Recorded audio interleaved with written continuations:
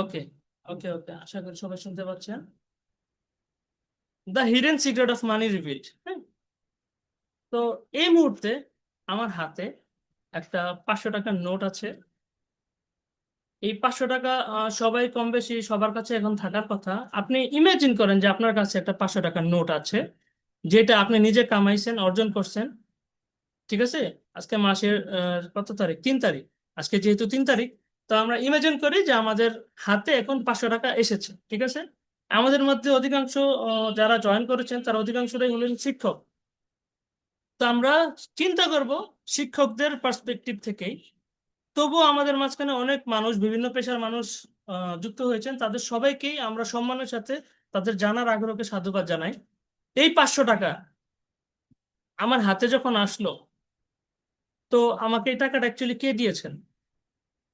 নিশ্চয়ই কোনো একটা কোম্পানি, কোনো একটা প্রতিষ্ঠান। হ্যাঁ, আমি যে স্কুলে জব করি সেই স্কুলের, বা আমার টিউশনি থেকেও আসতে পারে, বা আমাদের বেস থেকেও আসতে পারে। তো যিনি আমাকে এই টাকাটা দিছেন, সেই টাকাটা আমাকে কেন দিছেন? আপনি আপনার জায়গা থেকে কল্পনা করুন, আমার হাতে একটা টাকা আছে, আপনার হাতে একটা টাকা আছে।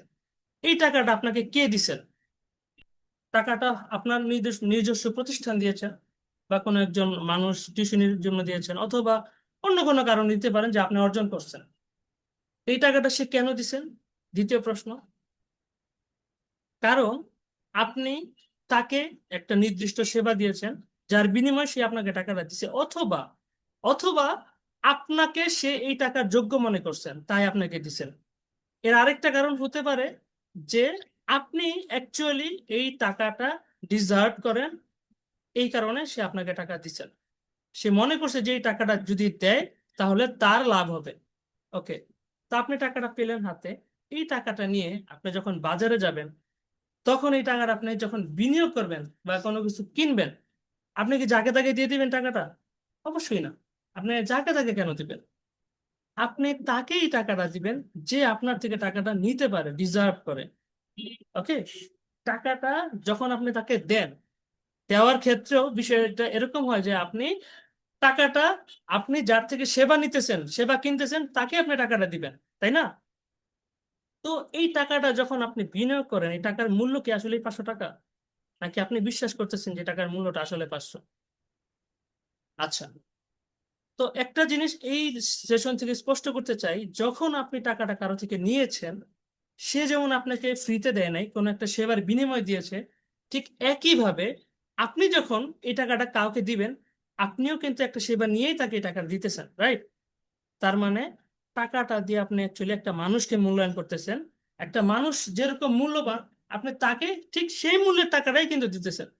তো এখন ধরে একজন শিক্ষক, আর একজন ডাক্তার, আর একজন লেবার, তিনজনই একই সময়ে একই একই পরিশ্রমের কাজ করেছেন। দেখা গেছে লেবারটা আরো বেশি পরিশ্রমের কাজ করেছেন, কিন্তু বিনিময়ে ডাক্তার আর শিক্ষক আর লেবারের তিনজনের স্কিল, টাকার স্কিল কিন্তু 3 রকম। কেন? একটা কারণ, সেটা হলো স্কিল। শিক্ষকের স্কিল, ডক্টরের স্কিল, অ্যান্ড একজন লেবারের স্কিল, তিনজনের স্কিল 3 রকম হয়। সত্যি এই 3 রকম স্কিলের কারণে তাদের ভ্যালু, তাদের সময়ের ভ্যালু, তাদের পরিশ্রমের ভ্যালু 3 রকম। আপনি তিনজনকে 3 রকম ভাবে 3 রকমের টাকা দিয়ে তাদের, একটা শিক্ষককে আপনি যে টাকা দেন মাসে, সেই টাকাটা হয়তো বা একটা ডক্টর একদিনেই অর্জন করতে পারে। আর একটা একটা লেবার হয়তো বা সেই টাকাটা 3 মাস। তো এখন প্রশ্ন হলো, আমরা ভ্যালুটা আসলে যখন দেই, আমরা নিজেকে না দিয়ে টাকাকে দিই। টাকাকে দেওয়ার ফলে টাকা আমাদের ভ্যালু হয়তো বা কমায়, হয়তো বা বাড়ায়, but it depends on our value. আমরা আমাদেরকে কতটা ভ্যালুয়েবল বানাইতে পারছি। টাকার কিছু রূপ ছিল আগে। প্রথম যখন টাকা আবিষ্কার হয়, সেই টাকার কিছু সেকশন, যখন যখন মানুষ প্রথম ট্রেড আবিষ্কার করে, বিনিময় আবিষ্কার করে, তো বিনিময়ের কিছু মাধ্যম থাকে। ধরেন যে মানুষ আগে ট্রেড করতো চালের বিনিময়ে আটা, বা আটার বিনিময়ে চিরুনি, একটার সাথে আরেকটা বিনিময় করতো। তো বিনিময়ের পরে মানুষ সিদ্ধান্ত নিল যে একটা স্পেসিফিক জিনিসের উপরে আমরা ট্রেড করব। তখন আসছে কি? তখন আসছে গোল্ড অথবা সিলভার। সেইটাকে আধুনিকায়ন করে এই টাকার রূপ আসছে। সেই টাকাকে এখন আমরা ডিজিটাল কারেন্সিতে দেখতে পাই, যে এটা শুধুমাত্র একটা সংখ্যা, বিকাশ বা নগদ অথবা কারেন্সি, ক্রিপ্টো কারেন্সি, যে কোনো একটা মাধ্যমে অনলাইনে ট্রান্সফারেবল। ওকে, তো যখন পৃথিবীতে কোনো টাকা ছিল না, তখন কি মানুষের মূল্য ছিল না? অবশ্যই ছিল। টাকা যখন প্রথম মানুষ আবিষ্কার করছে, কন্টেন্টটা যখন বের করছে যে অ্যাকচুয়ালি চলো আমরা একটা ট্রেডিং সিস্টেম বানাই যেটা দিয়ে আমরা একটা কারেন্সির উপরে সবাই বিভিন্ন জিনিস কেনাকাটা করতে পারবে, এট এ টাইমে সবাই যদি এই প্ল্যানটাকে, এই আইডিয়াটাকে রিজেক্ট করে দিত, তাহলে কিন্তু টাকার অস্তিত্ব আপনি দেখতে পারতেন না। সবাই এই আইডিয়াটাকে একসেপ্ট করছে, তার মানে টাকা কে ভ্যালু দিছে? সবাই। আপনি, আমি, সবাই টাকাকে ভ্যালু দিছি। যখন টাকাকে আমরা ভ্যালু দিছি, then it's a valuable thing. Before that it not valuable that much. এটার আগে এর কোনো ভ্যালুই ছিল না। যখন আপনি ভ্যালু দিচ্ছেন, তার মানে টাকার ভ্যালু বেশি না আপনার ভ্যালু বেশি? অবভিয়াসলি আপনার ভ্যালু বেশি, কাজ টাকাকে আপনি ভ্যালু দিচ্ছেন। একটা বাচ্চা যখন জন্ম হয়, জন্মের পর পর কিন্তু সে টাকা দেখে না, তখন টাকার কোনো ভ্যালুই নেই। সে যখন আস্তে আস্তে বড় হয়, লক্ষ্য করবেন সে যখন আস্তে আস্তে বড় হয়, তখন তার ভিতরে আস্তে আস্তে টাকার ভ্যালুটা, যখন থেকে তার বাবা টাকাকে ভ্যালু দেয়, যখন থেকে তার মা টাকাকে ভ্যালু দেয়, তার প্রতিবেশী টাকাকে ভ্যালু দেয়, সারা দুনিয়ায় টাকাকে ভ্যালু দেয়, সো সে কেন দিবে না? ওয়াই নট হিম? ওকে। আচ্ছা, আমাদের নেটওয়ার্ক ইস্যু হচ্ছে হয়তো বা, চলুন আমরা একটু 30 সেকেন্ড একটা ব্রেক নেই। আমাদের নেটওয়ার্ক ইস্যুটা একটু ঠিক করে আসছি, একটু ওয়েট করে।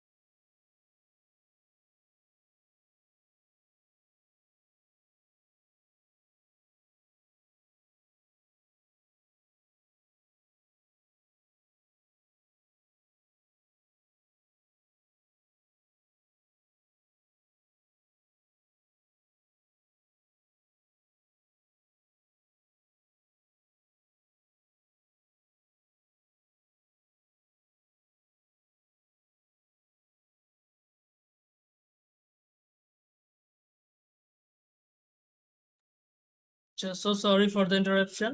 আমাদের এই সাময়িক যান্ত্রিক যান্ত্রিক সমস্যার জন্য, যান্ত্রিক ত্রুটির জন্য দুঃখিত। এখন ঠিক আছে? আমার মনে হয় ভিডিওতে একটু সমস্যা হইতেছিল, রাইট?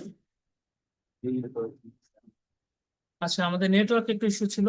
ধন্যবাদ, আশা করি আপনারা এখন সব শুনতে পাচ্ছেন, রাইট?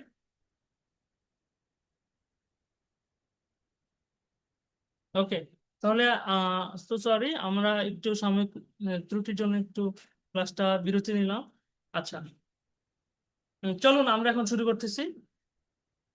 তো money is valuable because people believe it is valuable. মানুষ বিলিভ করছে, that's why it is valuable.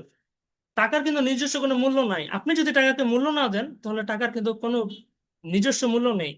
ওকে, তো can society, can community survive without মানি? কারণ একটা সমাজ কি টাকা ছাড়া সার্ভাইভ করতে পারে, বাঁচতে পারে, সুখের সাথে বাঁচতে পারে? অবশ্যই পারে। আমরা যদি সামান্য পিঁপড়ার দিকে লক্ষ্য করি, সে একটা বিশাল কমিউনিটি নিয়ে থাকে। তাদের মাঝে রাজা থাকে, রানী থাকে, তাদের মাঝে থাকে প্রজা, তাদের মধ্যে থাকে সৈন্য, তাদের মানে লেবার থাকে, তারা কাজ করে একসাথে, তারা সবাই মিলে একসাথে থাকতে পারে। ওকে, একই সাথে যদি আমরা অন্য কোনো প্রাণীর দিকে লক্ষ্য করি, যেমন হানিবি বা মৌমাছি, মৌমাছিরও কিন্তু টাকা পয়সা লাগে না, কিন্তু তারা সবাই মিলে একসাথে একটা কমিউনিটি বিল্ড করে। তারা খাদ্য স্টোর করে, তারা সাপ্লাই স্টোর করে, তাদের কোনো ব্যাংক নেই, কোনো কয়েন নেই, কোনো পেপার মানি নেই, but they are living happily. Okay, টাকা ছাড়াও একটা কমিউনিটি থাকতে পারে। যদি আমরা এই সিস্টেম বানাইতাম, হয়তো আমরাও থাকতে পারতাম, বাট আমাদের সিস্টেমটা ডিপেন্ড করে টাকার উপরে, আমাদের ভ্যালুটা ডিপেন্ড করে টাকার উপরে। আদারওয়াইজ টাকাকে ভ্যালু কিন্তু আমরাই দিয়েছি। ওকে, চলুন তাহলে, টাকা কি আসলে সুখ কিনতে পারে? এটা একটা খুবই একটা কন্ট্রোভার্সি টপিক। টাকা কি অ্যাকচুয়ালি সুখ কিনতে পারে কি পারে না? কেউ বলে হ্যাঁ পারে, কেউ বলে পারে না। তো কেউ যুক্তি দেয় হ্যাঁ আমি টাকা ছাড়া তো সুখী না, আবার কেউ যুক্তি দেয় টাকা থাকলে তো তুমি কমফোর্ট কিনতে পারবা, কিন্তু তুমি তো সুখ কিনতে পারবো না। বাট হোয়াট ইজ সুখ, আমরা সুখের বর্ণনা না জেনে কিন্তু এইটা নিয়ে অনেক তর্ক করি। সুখের বর্ণনাটা যদি ইসলামের আলোকে বলি আমি, আহ, ইসলামের সেন্সে সুখ জিনিসটা অ্যাকচুয়ালি কি? Without desire. আপনি যদি সর্বাবস্থায় বলতে পারেন যে আলহামদুলিল্লাহ আমি ভালো আছি, দেন আপনার সুখ যথেষ্ট, আপনি সুখী। তখন কিন্তু আপনার টাকা প্রয়োজন নাই। অন্যদিকে আপনি যদি আপনার মেয়ের অসুস্থতার সময় আপনি যদি সঠিক চিকিৎসা করতে না পারেন, তখন তখন কিন্তু টাকার জন্য আপনার সুখটা হারাচ্ছেন আপনি। তো এক ক্ষেত্রে দেখা যায় টাকা সুখের কারণ হয়, আবার টাকা ছাড়াও সুখ হয় না, আবার টাকা দিয়েও সুখ হয় না। যদি আপনি টাকা আছে কিন্তু অসুস্থ, সেক্ষেত্রে কিন্তু আপনি আবার সুখ পাবেন না। তো এই জিনিসটা অ্যাকচুয়ালি ব্যালেন্সের জিনিস। টাকা কি হয়? টাকা আপনার কমফোর্ট দেয়। কমফোর্ট কমফোর্ট কমফোর্ট আর হ্যাপিনেস কিন্তু এক না। ওকে, কমফোর্ট আর হ্যাপিনেস কিন্তু এক না। কমফোর্ট হলো কি, আপনার হয়তো বা টাকা দিয়ে আপনি গাড়ি কিনতে পারতেছেন, যেটা দিয়ে আপনি ভেহিকেল ড্রাইভ করতে পারেন।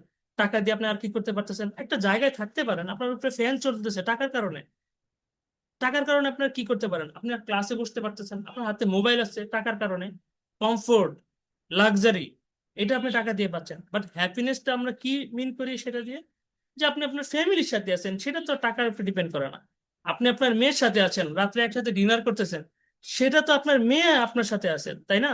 সেটার সাথে টাকার কোনো সম্পর্ক নেই। আবার দেখা যায় আপনার কাছে অনেক টাকা আছে, আপনার কাছে আপনার মেয়ে নেই, সম্পর্ক নষ্ট হয়ে গেছে। তো সেটার সাথেও টাকার অনেক অনেক ডেফিনেশন আছে। বাট ট্রু হ্যাপিনেস আর ট্রু কমফোর্ট, আমরা যদি কমফোর্ট আর হ্যাপিনেসকে মিলাই ফেলি তাহলে আবার একটা সমস্যা হইতে পারে। ওইটা ওই আলোচনা অনেক লম্বা আলোচনা। Money can buy or can not by happiness, but the decision is money is need for happiness. টাকা হ্যাপিনেসের প্রয়োজন, নট অলওয়েজ। টাকা আপনি কামান, এটা ভালো জিনিস, কিন্তু টাকার উপর ডিপেন্ডেন্ট থেকে আপনার সুখটাকে বন্টন করা, এটা অ্যাকচুয়ালি আমি এটা অ্যাপ্রিসিয়েট করি না। ওকে, মানি অ্যান্ড মেমোরি।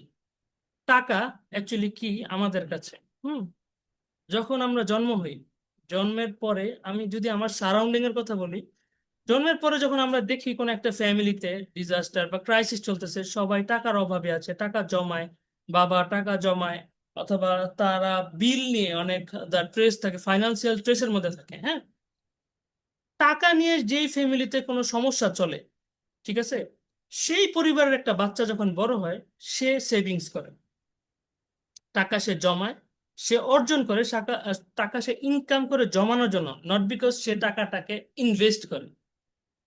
অন্যদিকে একই অন্য পরিবারের একটা ছেলে, ধরেন সে যদি বড় হয়, বড় হওয়ার সময় সে যদি দেখে যে তার আশেপাশের মানুষরা বা তার ফ্যামিলির মানুষদের কোনো ফাইন্যান্সিয়াল ক্রাইসিস নেই, তারা নিজেরাই এক একজন উদ্যোক্তা, ওকে, তারা নিজেরাই অনেক বড় বড় জায়গায় ইনভেস্ট করতে স্বাচ্ছন্দ্য বোধ করে, এমনকি ইনভেস্টটাকে তারা আহ প্রমোট করে, তখন সে কি করে?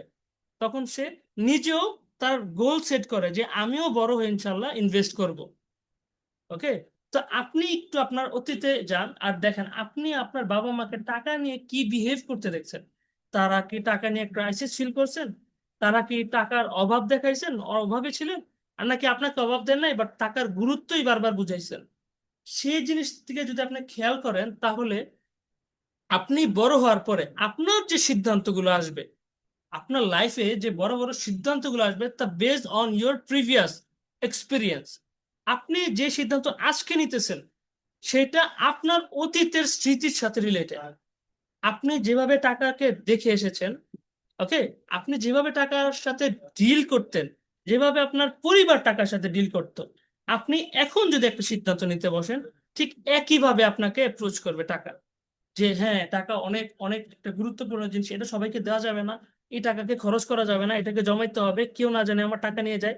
আর যদি আপনি রিচ বা আপনার পরিবারের আশেপাশে মানুষ ইনভেস্ট করতে আগ্রহ করে, তাহলে আপনি বলবেন না, এই টাকাটা দেখি একটা জায়গায় রিস্ক নেই, আপনি রিস্ক নিতে পছন্দ করবেন, স্বাচ্ছন্দ্য বোধ করবেন। আপনি লস খাইছেন, আপনি টাকাতে অনেক লস হয়েছে, আপনি আবার ঘুরে দাঁড়ানোর জন্য আপনি আগ্রহ ফিল করবেন, আপনি বারবার ঘুরে দাঁড়াবেন। বাট যদি আপনি টাকাকে ভয় পান, টাকাকে ভয় পেলে কিন্তু জিনিসটা আপনি করতে পারবেন না, বিকজ আপনার সারাউন্ডিং আপনাকে ওই সিদ্ধান্ত নিতে বাধা দেয়, বারবার বাধা দেয়। তাহলে আপনার লাইফের অ্যাসেটটা কি? What is the biggest asset of your life? আপনার জীবনের সবচেয়ে বড় অ্যাসেট হলো আপনি নিজে। এটার একটা ছোট্ট উদাহরণ দেই। পৃথিবীতে সবচেয়ে বেশি দামি কি জিনিস জানেন? যেটা পৃথিবীতে একটা। ওকে, আরেকটু সহজ বলি। যেমন ধরেন যে পৃথিবীতে একমাত্র বল এটা, পৃথিবীতে একমাত্র মোবাইল এটা, এভাবে মানুষ বলে না? তখন মানে এটা কি? এটা একমাত্র মোবাইল, এটা অনেক ভ্যালুয়েবল জিনিস। এটা অনেক ভ্যালুয়েবল, দ্যাটস মিন এটা একমাত্র।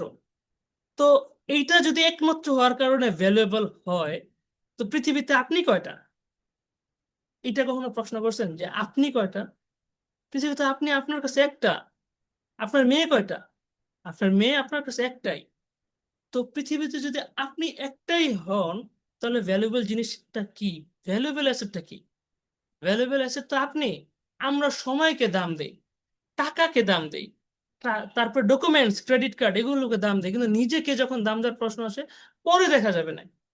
নিজের জন্য কিছু কিনেন, আচ্ছা কিনবো না। নিজের জন্য একটু সেভিংস করি, আচ্ছা পরে করবো না। তা আপনি আপনার দাম দিলেন কই? আপনার পিছনে আপনি ইনভেস্ট করলেন কই? আপনার স্কিল আপনার অ্যাসেট, আপনার নলেজ, আপনার রিলায়েন্স, এগুলো আপনার অ্যাসেট। আপনি এগুলোকেই বিনিয়োগ করে সামনে অনেক দূর আগাতে পারবেন। আপনার স্কিল দিয়ে আপনি অর্জন করতে পারবেন টাকা পয়সা সম্মান, সবকিছু আপনি আপনার স্কিল দিয়ে অর্জন করতে পারবেন। তা আপনি আপনার পিছনে কি বিনিয়োগ করেন? আপনি আর আমি যদি টাকার পিছনে দৌড়াই, তাহলে আমাদের ভ্যালু কে বাড়াবে? রাইট? সো হোয়াট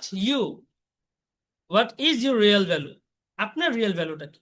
আচ্ছা, এখানে একটা জিনিস খেয়াল করি, একটা অন্যরকম বিষয় আলোচনা করি। দেখুন, আপনি হয়তোবা মেসির খেলা অনেক পছন্দ করেন, হ্যাঁ? তা আপনি মেসির খেলা যখন পছন্দ করেন, আপনি কখনো খেয়াল করছেন মেসির হাতে একটা পেপসির লোগো থাকে? অথবা আপনি একটা জিনিস লক্ষ্য করেন, আহ আপনি যখন ক্রিস্টিয়ানো রোনাল্ডোর দিকে খেয়াল করেন, সে কিন্তু নিকের জুতা অথবা ক্লিয়ার শ্যাম্পু ইউজ করে। আচ্ছা, সে কেন ক্লিয়ার শ্যাম্পু ইউজ করে আপনাকে জানায়? বা তার হাতে যে পেপসি ট্যাটু আছে, এইটা কেন আপনাকে দেখায় বারবার? এটা তো সবাই অলমোস্ট জানে। এইটা অ্যাকচুয়ালি আপনার ভ্যালু। সেটা হয়তো বা আপনি উপলব্ধি করতে পারেন না, বাট আপনার ভ্যালুটা সবাই দেয়। আপনি যখন ঘুম থেকে উঠেন, আপনি দেখতে পান যে কেউ আপনাকে মেসেজ দেয় না, কিন্তু সিম কোম্পানি আপনার মেসেজ দেয়। সেটা কেন? কারণ সে আপনার ভ্যালু বুঝে। একইভাবে যখন আপনি দিনে কোথাও কাজ করতে যান, অনেক অ্যাড দেখেন চোখের সামনে, কেন? আপনার মনোযোগ নেওয়ার চেষ্টা করে। সেইটাই অ্যাকচুয়ালি পৃথিবীটা এইভাবেই এখন আপনাকে ভ্যালু দেয়, কিন্তু আপনি আপনার ভ্যালুটা দেন না। বিষয়টা হলো, যখন একটা আপনি মেসিকে পছন্দ করতেছেন, তখন পেপসি কোম্পানি আপনার পছন্দকে গুরুত্ব দিয়ে মেসির পিছনে ইনভেস্ট করছে, আপনার পছন্দকে গুরুত্ব দিছে। আপনার মতো যারা যারা মেসিকে পছন্দ করে, পৃথিবীতে সবচেয়ে সবচেয়ে দামি জায়গা হলো আপনার মনোযোগ। আপনি ফেসবুকে মনোযোগ দিতেছেন, ফেসবুকে আপনার মনোযোগ নেওয়ার জন্য আরো বিভিন্ন বিভিন্ন ফিচার আপনার সামনে আনতেছে।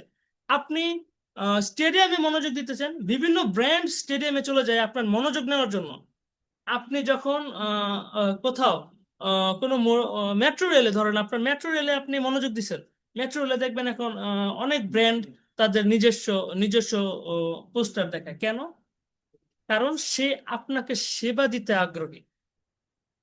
তো আপনি যখন নিজের ভ্যালুটা বুঝতে পারছেন, তো ভ্যালু যখন আপনি বাড়াইতে চান, আমার ভ্যালু এখন চাই আমি বাড়াবো, যেন মানুষ আমার পিছনে শ্রম দেয়, তাহলে কি করতে হবে আপনার? আপনি ছোট্ট একটা কাজ করবেন। যেভাবে আপনাকে পেপসি কোম্পানি, নিক কোম্পানি অথবা বিভিন্ন প্রতিষ্ঠান যখন আপনাকে ভ্যালু দেয়, ঠিক একইভাবে আপনি অন্যদেরকে ভ্যালু দিবেন। অন্যদেরকে ভ্যালু দিয়ে হয় একমাত্র ভ্যালু অর্জন করার মাধ্যম। আপনি যদি কাউকে ভ্যালু না দেন, সেও আপনাকে ভ্যালু দিবে না। আমরা দিন শেষে কি করি? সকাল থেকে রাত পর্যন্ত আমরা হয়তো বা টাকার পিছনেই দৌড়াই। টাকার পিছনে এতই দৌড়াইতে দৌড়াইতে মগ্ন থাকি যে একটা মানুষকে ভ্যালু দেওয়ার সময় আমাদের থাকে না। আমরা টাকাকেই ভ্যালু দেই। This is call money master. আপনি যখন টাকাকে ভ্যালু দেন, you are become the slave of money. আপনি যখন টাকাকে ভ্যালু দেন, আপনি টাকার দাস হন। যখন আপনি মানুষকে ভ্যালু দেওয়া শুরু করবেন, তখন থেকেই টাকা আপনার দাস হয়ে যাবে। এই জিনিসটা আপনি এখন নোট করতে পারেন, আপনার সামনে যদি খাতা বা কলম থাকে, এই লাইনটা শুধু নোট করেন। যতক্ষণ আপনি টাকাকে ভ্যালু দিবেন, টাকা আপনার, আপনি টাকার দাস থাকবেন। যতক্ষণ আপনি টাকাকে গুরুত্ব দিতে থাকবেন, আপনি টাকার দাস থাকবেন। কিন্তু যখন আপনি মানুষকে গুরুত্ব দেওয়া শুরু করবেন, তখন টাকা আপনার দাস হবে কিভাবে? আপনি মানুষকে ভ্যালু দিয়ে দিয়ে তাদের কাছে যে কোনো একটা সেবা দেন, যে কোনো একটা সেবা দেন মানুষকে, বড় পরিসরে অনেকগুলো মানুষকে সেবা দেন, দেখবেন সেখান থেকে আপনাদের টাকা আসতে থাকবে। আপনারা শিক্ষকরা, কিন্তু আমরা শিক্ষকরা এই কাজটা প্রায় করি। কিভাবে? আমাদের একটা স্কিল আছে, সেটা হলো কি নলেজ, আর আমরা নলেজটা সেল করি তাদের কাছে, স্টুডেন্টদের কাছে। সো আমাদের ভ্যালু কোথায়? আমাদের নলেজের উপরে। আর তারা বড় পরিসরে আমরা যখন একটা ব্যাচ পড়াই, তখন আমরা সেবা দেই তাদেরকে, সেখান থেকেই আমাদের হয়তো বা মাসে শেষে কিছু একটা ইনকাম হয়। তো দিন শেষে আমরা ভ্যালু কাকে দিলাম? মানুষকে। মানুষ আমাদের টাকা দেয়, কিন্তু আমরা যদি টাকার পিছনে দৌড়াই, তাহলে কিন্তু কি আমাদেরকে টাকা দিবে না। মানুষ যদি একবার বুঝতে পারে আপনি তার টাকা চান, সে কিন্তু আপনার টাকা দিবে না। এই জিনিসটা কি মনে রাখবেন সবসময়। যদি মানুষ বুঝে যায় যে আপনি তার কাছে আপনার ওর টাকা চাইতেছেন, সে আপনাকে টাকা দিবে না, ভ্যালু দিবে না। কিন্তু আপনি যদি আপনার ভ্যালু তার সাথে সামনে বুঝাইতে পারেন, সে আপনাকে অবশ্যই ভ্যালু দিবে। তো এখন থেকে আমাদের প্রথম কাজ হলো নিজেদের ভ্যালু বাড়ানো। নিজেদের ভ্যালু বাড়ানো। যখন আপনি নিজের ভ্যালু বাড়াবেন, তখন অটোমেটিক টাকা আপনার পিছে দৌড়াবে। Don't chase after money, make yourself so valuable that money chase after you.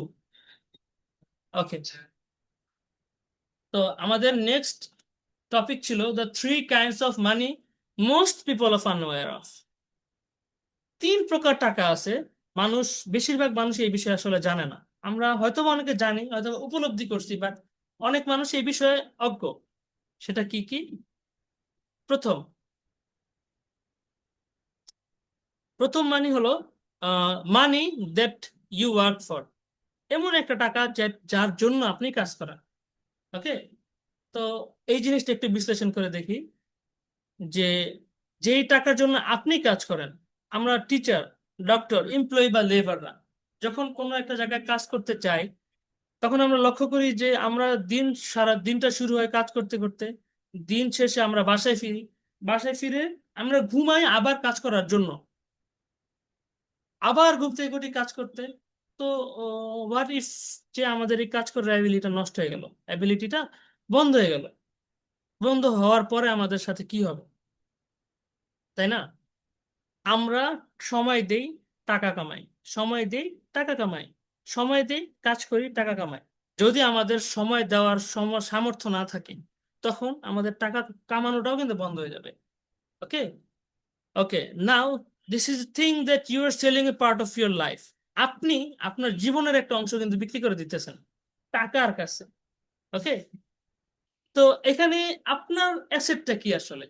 আপনার অ্যাসেটটা হলো your ability to work and earn. আপনার মূল সম্পদ আপনার দেহ। আপনার মূল সম্পদ হলো আপনার আর্নিং করার যে অ্যাবিলিটিটা। যদি সময় থেমে যায় আপনার জন্য, যদি হসপিটালে ভর্তি হন, যদি রিটায়ারমেন্টে চলে যান অথবা অ্যাক্সিডেন্ট হয়, আল্লাহ মাফ করুক, যদি রিটায়ারমেন্টে যান বা অন্য কোনো ঘটনা ঘটে আপনার সাথে, আপনার যেই রকম ভাবে আর্ন করার অ্যাবিলিটিটা যদি একবারের জন্য বন্ধ হয়, এই পৃথিবীতে আপনার আর কেউ দাম দিবেন। ওকে, সো এই পৃথিবীতে আপনার দাম আপনার আর্নিং অ্যাবিলিটির উপরে ডিপেন্ড করবে। যদি আপনি এইখানে আপনি যদি টাকার জন্য কাজ করেন, এক নাম্বার এক নাম্বার প্রকার হলো টাকার জন্য কাজ করা। So here you are selling a part of your life. Okay, আপনি আপনার জীবনের একটা অংশ বিক্রি করতেছেন, এই জিনিসটা নোট করবেন। আর এখানে একটা জিনিস মনে রাখবেন, the money is the wonderful servant but a terrible master. টাকা কিন্তু খুব ভালো একটা দাস যখন আপনি টাকার মালিক থাকেন, কিন্তু যখন টাকা আপনার মালিক হয়, সে খুবই খারাপ ভাবে আপনাকে নিয়ন্ত্রণ করে। টাকার জন্য আপনি অনেক কিছু ফেস করতে পারবেন। Number two, money that you work for. এমন একটা টাকা যা আপনার জন্য কাজ করে।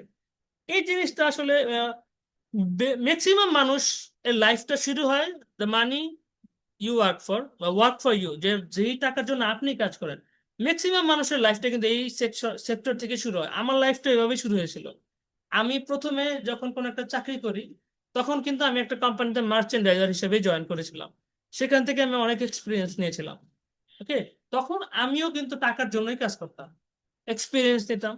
So, সেই টাকাটা যখন আমি আর্ন করতাম, আমার আর্নিং অ্যাবিলিটির উপরে আমার টাকা ডিপেন্ড করতো।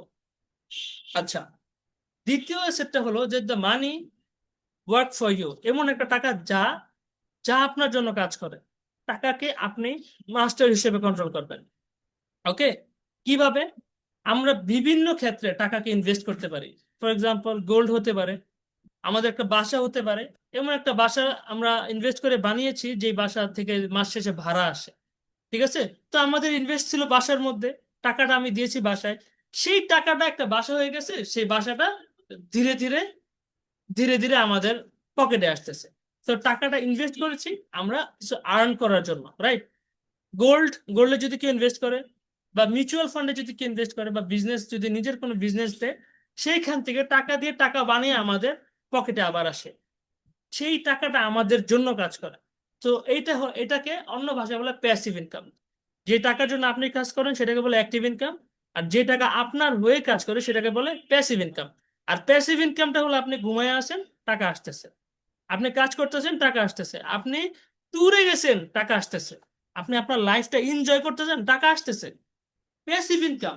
আপনি জীবনে একটা জিনিস খেয়াল করবেন, যদি আপনি কোনো প্যাসিভ ইনকামের রাস্তা না বানায়া রিটায়ারমেন্টে যান, বা আপনি যদি না বানান, আপনি যদি কোনো প্যাসিভ ইনকামের রাস্তায় না বানান, তাহলে কিন্তু আপনার মরণ পর্যন্ত কাজ করতে হবে। ঠিক আছে, আদারওয়াইজ আপনার কাজ করার এবিলিটি শেষ, আপনার টাকাও শেষ। ওকে, নাম্বার থ্রি, এটা মোস্ট ইন্টারেস্টিং থিং। নাম্বার থ্রিতে অ্যাকচুয়ালি বাংলাদেশের ম্যাক্সিমাম মানুষই চায় না বা চিন্তাও করে না যে এরকম একটা জিনিস থাকতে পারে। নাম্বার থ্রি হলো money that work without you. এমন একটা টাকা যেটা আপনাকে ছাড়া কাজ করে। আপনাকে ছাড়া কোন টাকাটা কাজ করতে পারে? চলুন দেখি। এক number, life insurance. Life insurance এমন একটা টাকা যেটা আপনাকে ছাড়া কাজ করে। আপনি যখন বেঁচে ছিলেন, তখন হয়তোবা আপনি কোন একটা বীমা বা কোন একটা ইন্স্যুরেন্স করেছিলেন, কোন একটা পলিসি কিনেছিলেন। সেই পলিসিটা আপনার অবর্তমানে আপনার ফ্যামিলির জন্য আপনার হয়ে কাজ করবে।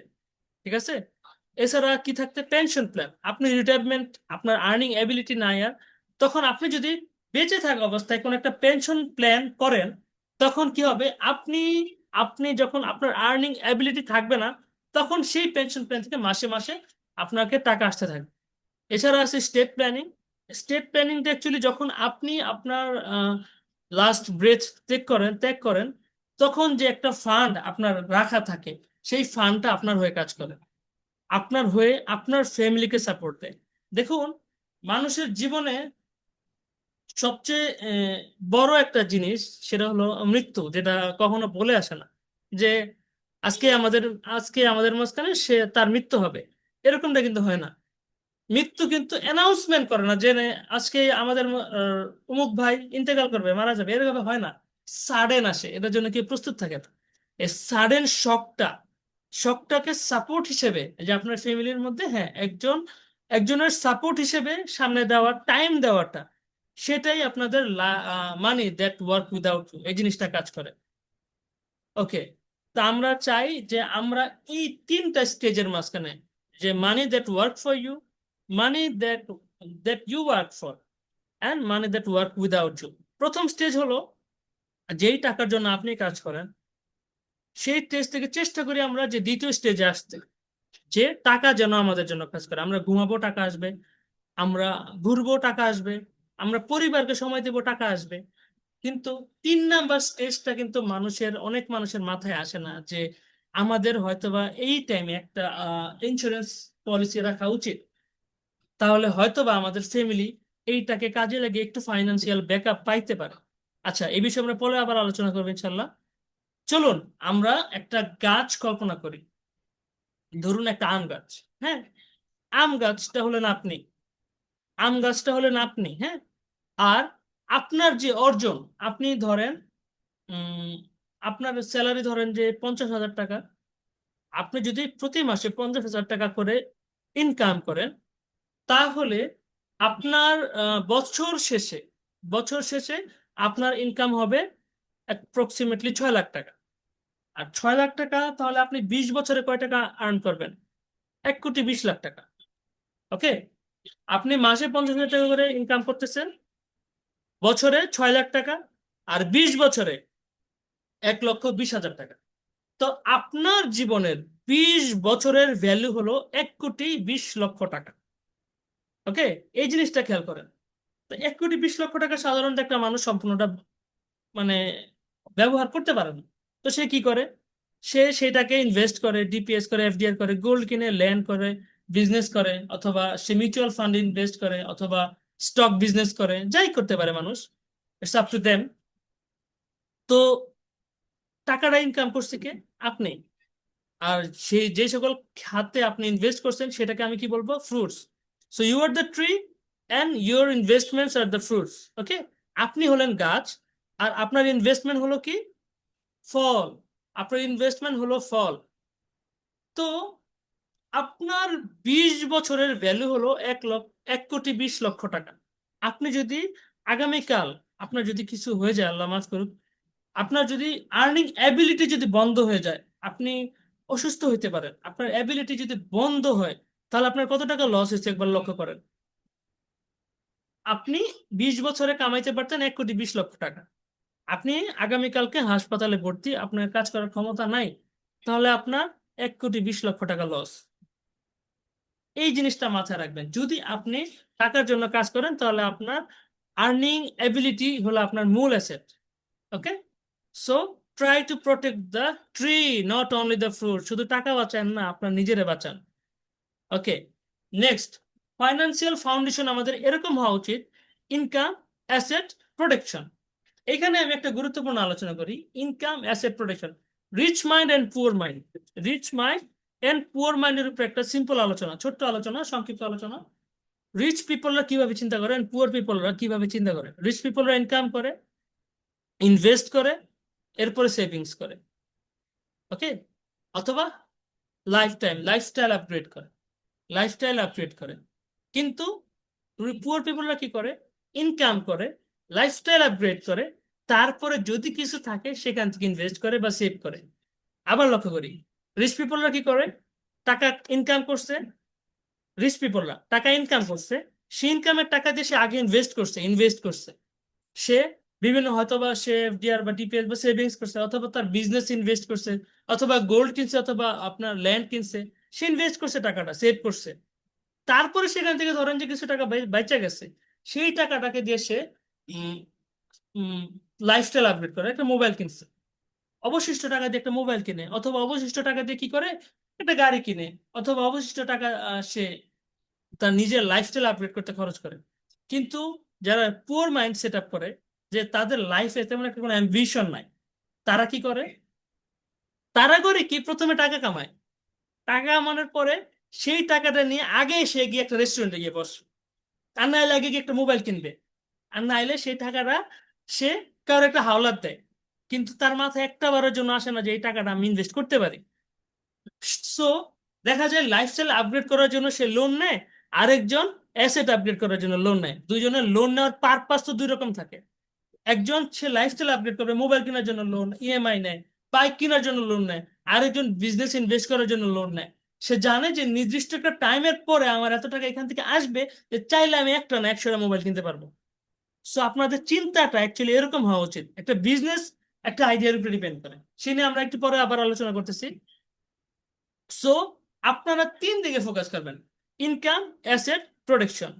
আপনি ইনকাম করবেন, অ্যাক্টিভ হোক প্যাসিভ হোক ডাজেন্ট ম্যাটার। ইনকাম করছেন, সেটাকে আপনি অ্যাসেট বানাবেন। অ্যাসেট বানানোর পরে সেটাকে আপনি প্রোটেক্ট করবেন। কিভাবে প্রোটেক্ট করবেন? প্রোটেক্ট করবেন আপনার লাইফের অ্যাসেটের উপর একটা ইন্স্যুরেন্স রাখবেন, সেভাবে। Okay? Explore the strength and weakness of different investment. বিভিন্ন ইনভেস্টমেন্টের স্ট্রেংথ অ্যান্ড উইকনেস নিয়ে একটা সংক্ষিপ্ত আলোচনা করি। দেখুন, চার্টের মধ্যে কিছু লাল আর সবুজ রিস্কের উপরে ডিপেন্ড করে কিছু ইনভেস্টমেন্টের আলোচনা করা আছে। প্রথমে আসে ব্যাংক। ব্যাংকে যে আমরা ডিপিএস বা এফডিআর করতে পারি, আমাদের কাছে যেই টাকা জমানোর জন্য আমরা অবশিষ্ট রাখি, আমরা ব্যাংকে রাখতে পারি। ওকে? ব্যাংকে রাখার পরে কি হয়, সেই টাকাটা আহ, মাসে মাসে আমাদের হয়তো বা কিছু টাকা আসে, অথবা আমরা গোল্ডে ইনভেস্ট করতে পারি, রিয়েল এস্টেটে ইনভেস্ট করতে পারি, বিজনেসে, অথবা আমরা স্টক মার্কেট। এখানে স্টক মার্কেট ইনভেস্ট করলে অনেক রিস্ক থাকে, ব্যাংকে ইনভেস্ট করলে রিস্ক অনেক কম থাকে। এইভাবে চারটা সাজানো হয়েছে ব্যালেন্স করে। হ্যাঁ? So high returns usually come after high risk. আপনি হাই রিটার্ন আসবে রিস্ক নেওয়ার পরে। বেশি রিস্ক মানে বেশি ইনকাম। তো ডিপিএস আর এফডি এর উপরে একটা সংক্ষিপ্ত আলোচনা করি। ডিপিএস হলো যখন আপনি আপনার সেভিংস হ্যাবিট বানাবেন। আর এফডিআর হলো আপনি একটা ফিক্সড অ্যামাউন্টের টাকা যখন ব্যাংকে ডিপোজিট করেন, সেখান থেকে মাসে মাসে আপনার কিছু কিছু রিটার্ন আসে। ওকে, ডিপিএস আপনার হ্যাবিট দেয়, এফডিআর আপনাকে কিছু কিছু হাত খরচ দেয়। কিন্তু এটার মধ্যে একটা সাইড ইফেক্ট হলো ইনফ্লেশন বা মুদ্রাস্ফীতি। এখানে টাকার দাম আস্তে আস্তে কমতে থাকে। দ্বিতীয়তে আসে ফিজিক্যাল গোল্ড। যদি আপনি গোল্ড কিনেন, হ্যাঁ, গোল্ডে যদি আপনি ইনভেস্ট করেন, সেটা আপনার মুদ্রাস্ফীতির এগেনস্টে অনেক ব্যাকআপ দেবে। রিয়েল এস্টেটে ইনভেস্ট করলে একটা সময় পরে সেই টাকাটার মূল্য অনেক বেড়ে যায়। কিন্তু এটার একটা সাইড ইফেক্ট হলো গোল্ড রিজার্ভ করার একটা কস্ট আছে। আর রিয়েল এস্টেট একটি কমপ্লেক্স থাকে, লিগ্যাল কাগজপত্র অথবা একসাথে অনেক কিছু ক্যাপিটাল লাগে, সেটা একটা side effect. Number three, direct business. Direct বিজনেসটা কি? আপনি সরাসরি আপনার মাথার মেধার আইডিয়া দিয়ে একটা বিজনেস দাঁড় করাইছেন। সেই বিজনেসটা কি হতে পারে? আপনি কাউকে একটা সেবা বিক্রি করতেছেন। বিজনেসটা কিন্তু সেবা। আপনারা এই জিনিসটা আবার মাথায় রাখবেন। আমরা মানুষকে মূল্য দিতে শিখছি, টাকাকে না। প্রথম আলোচনায় আমরা মানুষকে মূল্য দিচ্ছি, মানুষের কাছে সেবা দিছি, সেই বিনিময়ে আমরা টাকা পেয়েছি। যদি আমরা প্রথমে টাকাকে আমাদের টার্গেট রাখতাম, তাহলে কিন্তু আমরা এই সেবাটা পাইতাম না, বা আমরা মানুষকে ভ্যালু দিতাম না। তো আমাদের প্রথম উদ্দেশ্য হলো মানুষকে ভ্যালু দিতেছি, সেই বিজনেসটা আমরা যদি দেই, সেখানে কিছু উইকনেস আছে। তা হলো আহ মানে রিস্ক থাকতে পারে যে, আচ্ছা, প্রথমে আমাদের একটা রিস্ক থাকতে পারে যে আমরা হয়তো বা টাকা লস করতে পারি। দ্বিতীয় সমস্যা হলো অনেক বেশি মানসিক চাপ থাকে। নাম্বার থ্রি হলো গিয়ে আমরা অনেক বেশি পরিশ্রম করতে হয় বিজনেসের ক্ষেত্রে। আর আরেকটা ইনভেস্ট হইতে পারে যে শেয়ার মার্কেট বা পাবলিক শেয়ার মার্কেট। অল্প টাকা দিয়ে এই বিজনেসটা করা যায়, ঠিক আছে। এই বিজনেসে অনেক বেশি প্রফিটও আছে, অনেক লং টার্মে অনেক বেশি গ্রোথ হতে পারে। মিউচুয়াল ফান্ডে ইনভেস্ট করতে পারেন সেফটির জন্য। ওকে, সো এই শেয়ার মার্কেটে কিন্তু আমরা দেখেছি একসময় মানুষ অনেক বেশি ইনকাম করতো, বাট এখন অনেকটাই গল্পটা উল্টায় গেছে। অনেক মানুষ এখন লস করে এখান থেকে। তো কেন করে? এটা রিস্ক। আপনি এখান থেকে যেমন অনেক টাকা আর্ন করতে পারবেন, একইভাবে অনেক টাকা লসও করতে পারবেন। এটার মধ্যে কোনো পার্থক্য নাই। আচ্ছা, তো আপনি আপনার টাকা গোল্ডে ইনভেস্ট করতে পারেন, ল্যান্ডে ইনভেস্ট করতে পারবেন, ডিপিএস করতে পারবেন, এফডিআর করতে পারবেন, সঞ্চয়পত্র কিনতে পারবেন। আপনার ইচ্ছা, এগুলো আপনার ফল। তো কখনোই সব টাকা এক জায়গায় ইনভেস্ট করবেন না। ওকে, নাম্বার ফাইভ, সেটা হলো এডুকেশন। আপনি আপনার ইমপ্রুভ করার জন্য ইনভেস্ট করবেন। কিভাবে? আপনি আপনার স্কিল বাড়াবেন, ঠিক আছে। প্রতি সপ্তাহে 1% নিজের ডেভেলপ করবেন। প্রতি সপ্তাহে যদি 1% করে নিজের ডেভেলপ করেন, মাসে আপনার নিজের 4%, ঠিক আছে। আপনি বছরে 48% নিজেকে ডেভেলপ করতে পারতেছেন। প্রতি সপ্তাহে নিজেকে একটা নতুন স্কিলের সাথে ইন্ট্রোডিউস করেন। টাইপিং স্কিল হইতে পারে, এআই জেনারেটেড স্কিল হইতে পারে, আপনি এআই ব্যবহার শিখেন। বর্তমান বাচ্চারা এআই দিয়ে এত এত বেশি অ্যাডভান্স হইতেছে যে একসময় আমাদের উপরে চলে যাবে। তো এই জিনিসটা আমাদের প্রতিহত করার জন্য প্রথমে আমাদের নিজের এআই শিখতে হবে। ওকে, তো আমরা চেষ্টা করবো এই সপ্তাহের মধ্যে ইনশাল্লাহ আমরা এআই এর উপর একটা মাস্টার হওয়ার জন্য। তো নিজেরা এআই এর প্র্যাকটিস করেন। এছাড়া টাইপিং স্পিড হইতে পারে, আপনার স্কিল হইতে পারে, সাঁতার হইতে পারে, আপনার খেলা, অনেক কিছু স্কিল হইতে পারে। তো এই সকল স্কিলের পিছনে ইনভেস্ট করলে মাঝে মাঝে দেখা যায় যে আমাদের অনেক সময় নষ্ট হয়, আর আমাদের যেই প্রফিটটা আসার কথা অনেক লেট হইতে পারে। ওকে, তো ইনভেস্ট অ্যাকচুয়ালি কখনো সুইটেবল মানে কখনো দেখা যায় যে ইনভেস্টমেন্ট পারফেক্ট হয় না। কোনো ইনভেস্টমেন্ট পারফেক্ট হয় না, বাট ইনভেস্ট স্যুট করে। আপনি যখন কোথাও ইনভেস্ট করেন, কোন ইনভেস্টটা আপনাকে স্যুট করে আপনি সেই অনুযায়ী ইনভেস্ট করবেন।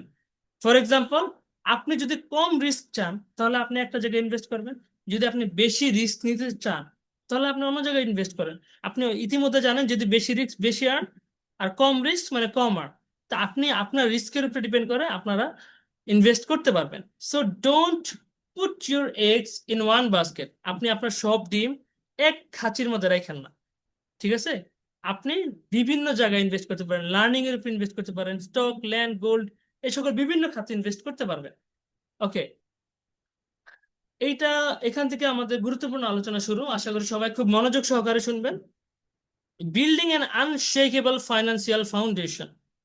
একটা ফাইন্যান্সিয়াল ফাউন্ডেশন যা আপনার প্রত্যেকটা ক্ষেত্রে প্রয়োজন। তা হলো investment grows your money, but insurance protects your family future. Okay, investment আপনার টাকাকে সম্পদকে বাড়ায়, বাট ইন্স্যুরেন্স কি করে?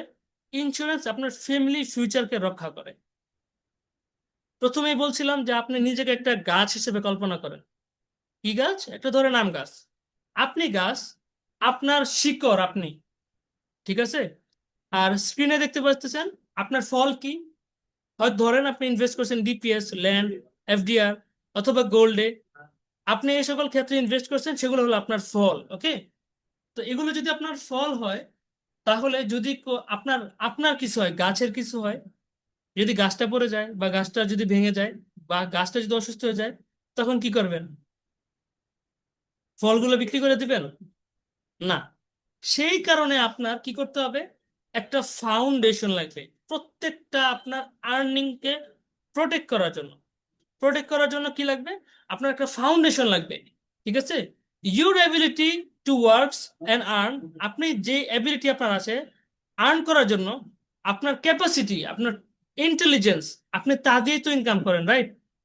তো এই জিনিসটাকেই আপনার মূলত প্রোটেক্ট করতে হবে। আপনি আপনার সেরা অ্যাসেট, আপনাকে কিভাবে আপনি প্রোটেক্ট করবেন? ওকে, আপনি আহ, আপনি সময় বিক্রি করতেছেন, টাকা ইনকাম করতেছেন, টাকা ইনকাম করতেছেন, সময় বিক্রি করতেছেন। এক সময় আপনার সময় বিক্রি করার সামর্থ্য থাকবে না, তখন আপনি কি বিক্রি করবেন? সেই যেই টাকাটা আপনি অর্জন করছেন, লক্ষ্য করেন, আপনি এতদিন লাগিয়ে যেই টাকাটা আপনি অর্জন করছেন, সেই টাকাটা কি আপনি নষ্ট করে দিবেন? হুম। আপনি এত কষ্ট করে একটা সঞ্চয় করছেন, আপনি একটা ধরেন গোল্ডে সঞ্চয় করছেন, অথবা আপনি একটা এফডিআর কিনছিলেন, বা আপনি আপনি সঞ্চয় করে একটা সেভিংস করছেন। আপনার আর্নিং অ্যাবিলিটি বন্ধ হওয়ার কারণে কি আপনি সেই সঞ্চয়টা ভেঙে ফেলবেন? অবশ্যই না। সেই ক্ষেত্রে আপনার লাইফে এই অ্যাসেট গুলাকে সেভ প্রোটেক্ট করার জন্য আপনার একটা ইন্স্যুরেন্স অবশ্যই করা উচিত। লক্ষ্য করেন, আপনি ইন্স্যুরেন্স যদি না করেন তাহলে কি হবে? আপনি ইন্স্যুরেন্স যদি না করেন, সেক্ষেত্রে কি হচ্ছে?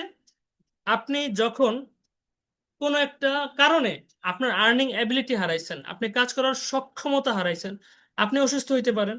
আপনি আমরা অনেক কারণে আমরা আর্নিং অ্যাবিলিটি হারাইতে পারি। কেউ মারা যেতে পারে বা কেউ অসুস্থ হতে পারে, হাসপাতালে ভর্তি হতে পারে। সেই কারণে আমাদের আর্নিং এবিলিটি যদি নষ্ট হয়, তাহলে কি হবে? কনসিকুয়েন্স কি হবে? লক্ষ্য করেন, আমরা গোল্ড কিনছিলাম, একটু আগে গোল্ডে ইনভেস্ট করছিলাম, আমাদের গোল্ড বিক্রি করতে হবে। নাম্বার টু, আমরা যদি ডিপিএস করি, ডিপিএসটা ভাঙতে হবে। নাম্বার থ্রি, যদি আমরা ল্যান্ডে ইনভেস্ট করি, ল্যান্ডে ইনভেস্ট করি, এদিকে আমি অসুস্থ হয়ে হাসপাতালে ভর্তি, আর অন্যদিকে আমার ল্যান্ডের ইনভেস্টমেন্ট আছে, আমার মাথায় থাকবে আমার ল্যান্ডটা বিক্রি করতে হবে।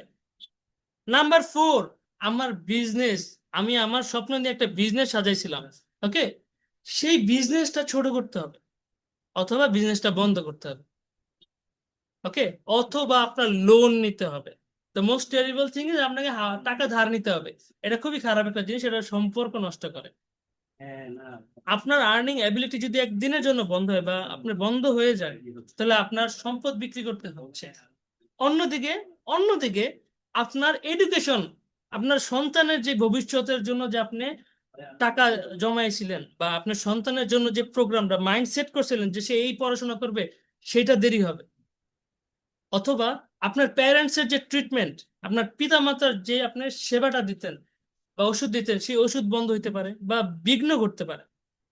আপনার লাইফস্টাইল ছোট করতে হবে। আপনি যদি একবারের জন্য আপনার আর্নিং এবিলিটিটা বন্ধ করেন বা বন্ধ হয়, আল্লাহ মাফ করুক, তাহলে কিন্তু আপনার সাথে এই ঘটনা ঘটতে পারে। তো যদি আপনার একটা ইন্স্যুরেন্স করা থাকে, আপনার লাইফের জন্য যদি একটা ইন্স্যুরেন্স করা থাকে, তাহলে সেই কঠিন মুহূর্তে, সেই কঠিন মুহূর্তের মধ্যে সে আপনাকে সবচেয়ে বড় ফাইন্যান্সিয়াল ব্যাকআপটাই দিবে।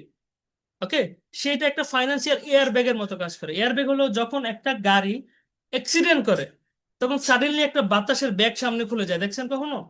সেইটাকে বলে এয়ার ব্যাগ। সেটা সাডেন শক অ্যাবজর্ব করে, আপনার যেন ধাক্কাটা না লাগে, আপনি যেন ধাক্কাটা না খান, সেইটা আপনার কাজে আসবে। যদি আপনার একটা ইন্স্যুরেন্স করা থাকে, আপনি হাসপাতালে ভর্তি, ইন্স্যুরেন্স থেকে টাকা আসতেছে, ইন্স্যুরেন্স থেকে যদি টাকা আসে, তাহলে আপনার গোল্ড বিক্রি করা লাগবে না।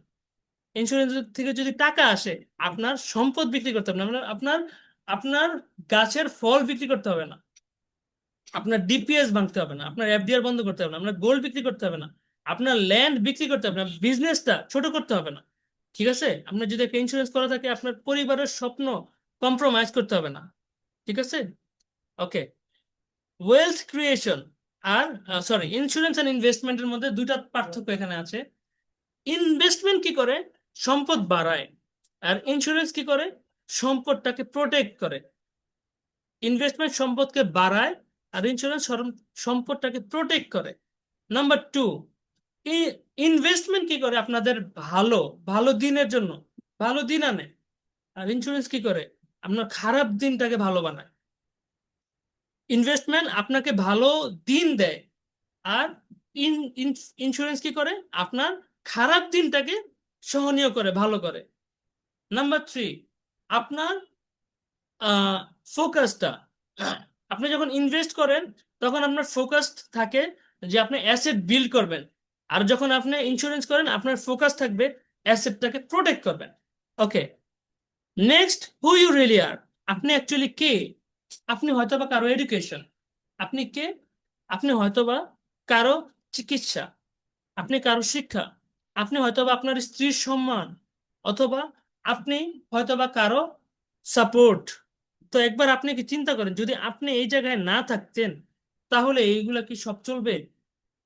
আপনি যদি এখানে না থাকেন, আপনার সন্তানের শিক্ষা, আপনার পিতামাতার মেডিসিন, আপনার স্ত্রীর সম্মান, আপনার স্বামীর সম্মান, আপনার অ্যাবসেন্সে কি একইভাবে চলবে?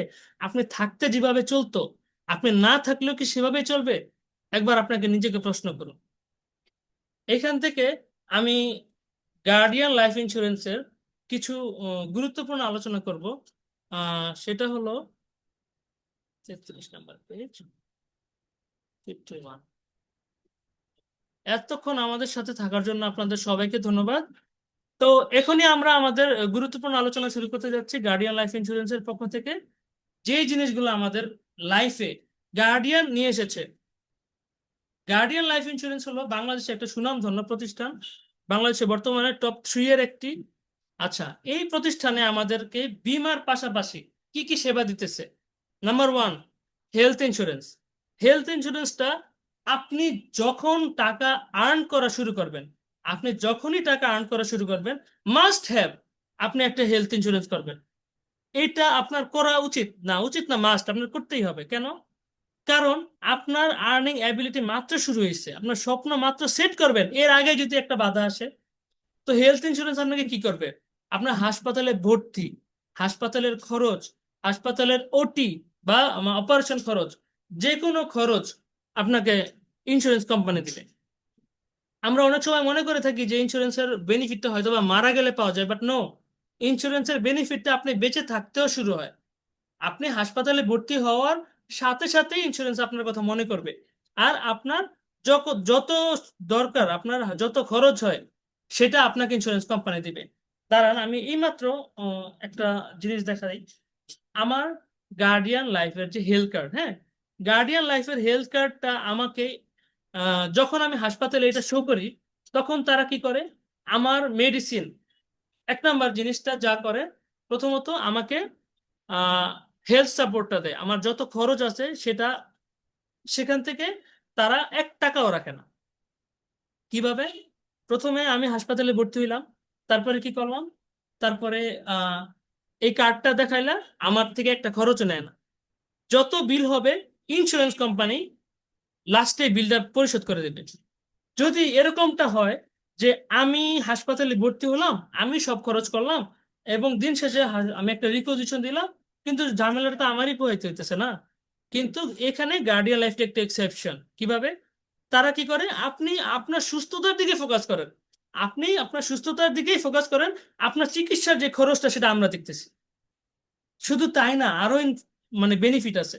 ক্রিটিক্যাল ইলনেস, আপনার আহ, যদি কারো অনেক বড় রোগ হয়, ক্যান্সার, ডায়ালাইসিস বা kidney failure, heart attack, stroke, paralysis, বা বড় বড় যদি রোগ হয় এখানে, তাহলে গার্ডিয়ান কি করে? এককালীন আপনাকে সম্পূর্ণ টাকা পরিশোধ করে। 1 লক্ষ, 2 লক্ষ, 5 লক্ষ। এই টাকা আপনি আপনার চিকিৎসার ক্ষেত্রে ইউজ করতে পারেন, অথবা আপনার ফ্যামিলির জন্য ইউজ করতে পারেন। তো বড় রোগ হওয়ার কারণে যদি কখনো আপনার আর্নিং অ্যাবিলিটিটা বন্ধ হয়, তখন গার্ডিয়ান আপনার কথা মনে করে, তখন আপনার পাশে সে এসে দাঁড়ায়। পঙ্গুত্ব, যদি আপনার অ্যাক্সিডেন্টাল কারণে যদি আপনার হাত পা বা কোনো একটা অঙ্গ পার্মানেন্ট ডিসেবল হয়ে যায়, তখন গার্ডিয়ান লাইফ আপনাকে সারা জীবন এই ডিসেবিলিটির জন্য সারা জীবন আপনাকে সাপোর্ট দিয়ে যাবে। আপনার হসপিটালিটির যত খরচ সারা জীবন সে বহন করে। সেটার জন্য আলাদা আলাদা টার্ম আছে, আপনাদেরকে ক্লাস শেষে একটা টার্মের ইলিস্ট্রেশন দেওয়া হবে ফ্রিতে। আপনারা অবশ্যই সেটা আমাদের থেকে সংগ্রহ করবেন। ওকে। তারপরে অ্যাক্সিডেন্টাল ডেথ, যদি আপনার কিছু হয় বা আপনি যদি আগামীকালকের সকালটা সূর্যটা না দেখেন, আল্লাহ মাফ করুক, তখন গার্ডিয়ান আপনার ফ্যামিলির পাশে এসে দাঁড়াবে। গার্ডিয়ান গার্ডিয়ান হয়ে, অভিভাবক হয়ে আপনার ফ্যামিলির পাশে এসে দাঁড়াবে।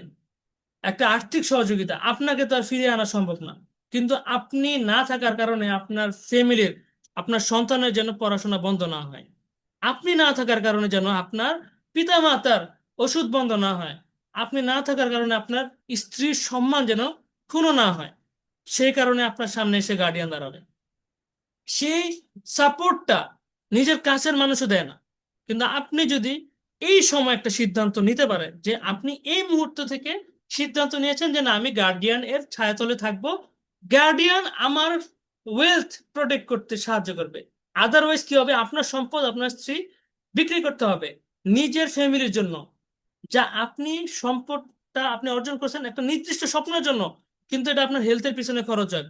বিভিন্ন পরিবার, আমার আমি আমার গল্পই বলি, আমার অন্য পরিবারের কথা বলার প্রয়োজন নাই। 2010 সালে আমার বাবা মারা যায়। আহ, সেটা ছিল আমার আমার বাবা আমাকে, আমার তাকে আমি, আমার ফুফা ছিল অ্যাকচুয়ালি।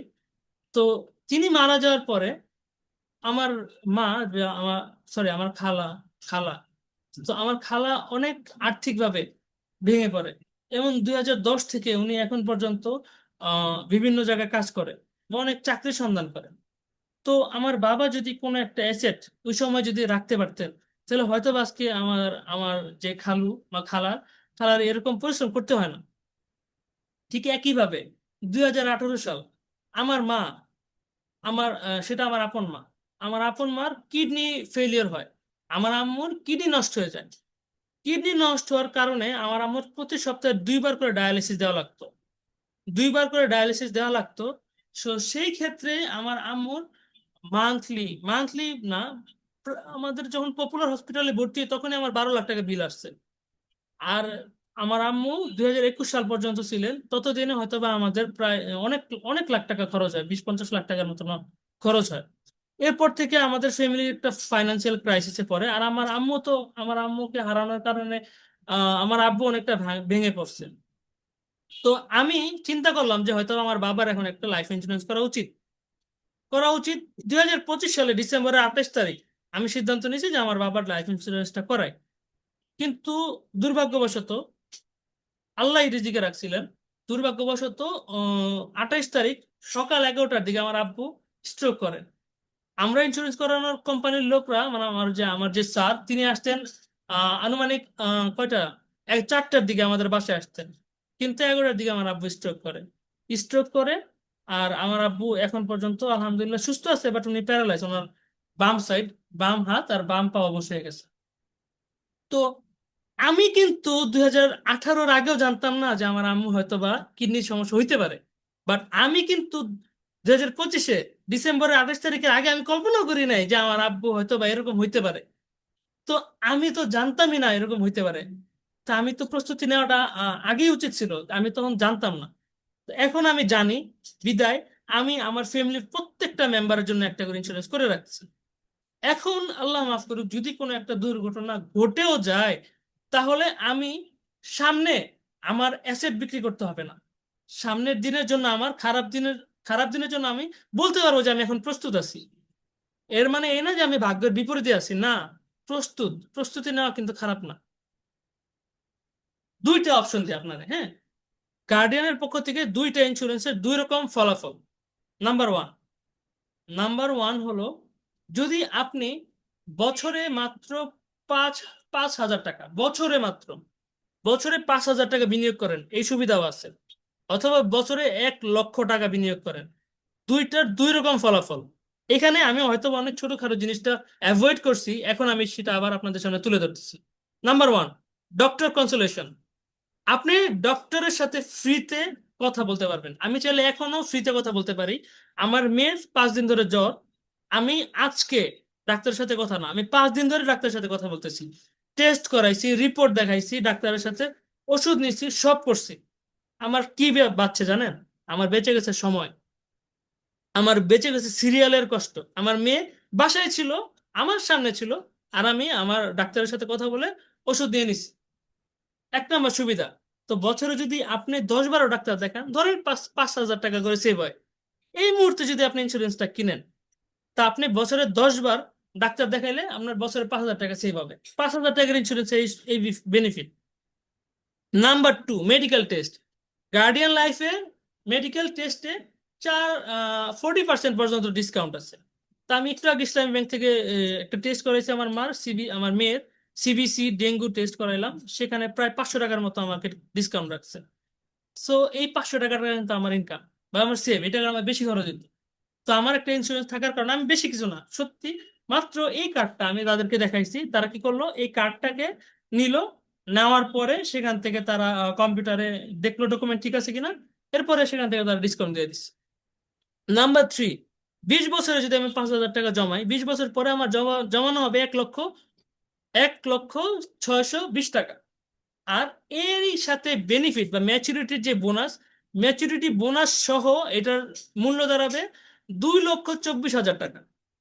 ঠিক আছে, 2,24,000 টাকা হবে ম্যাচুরিটি বোনাস।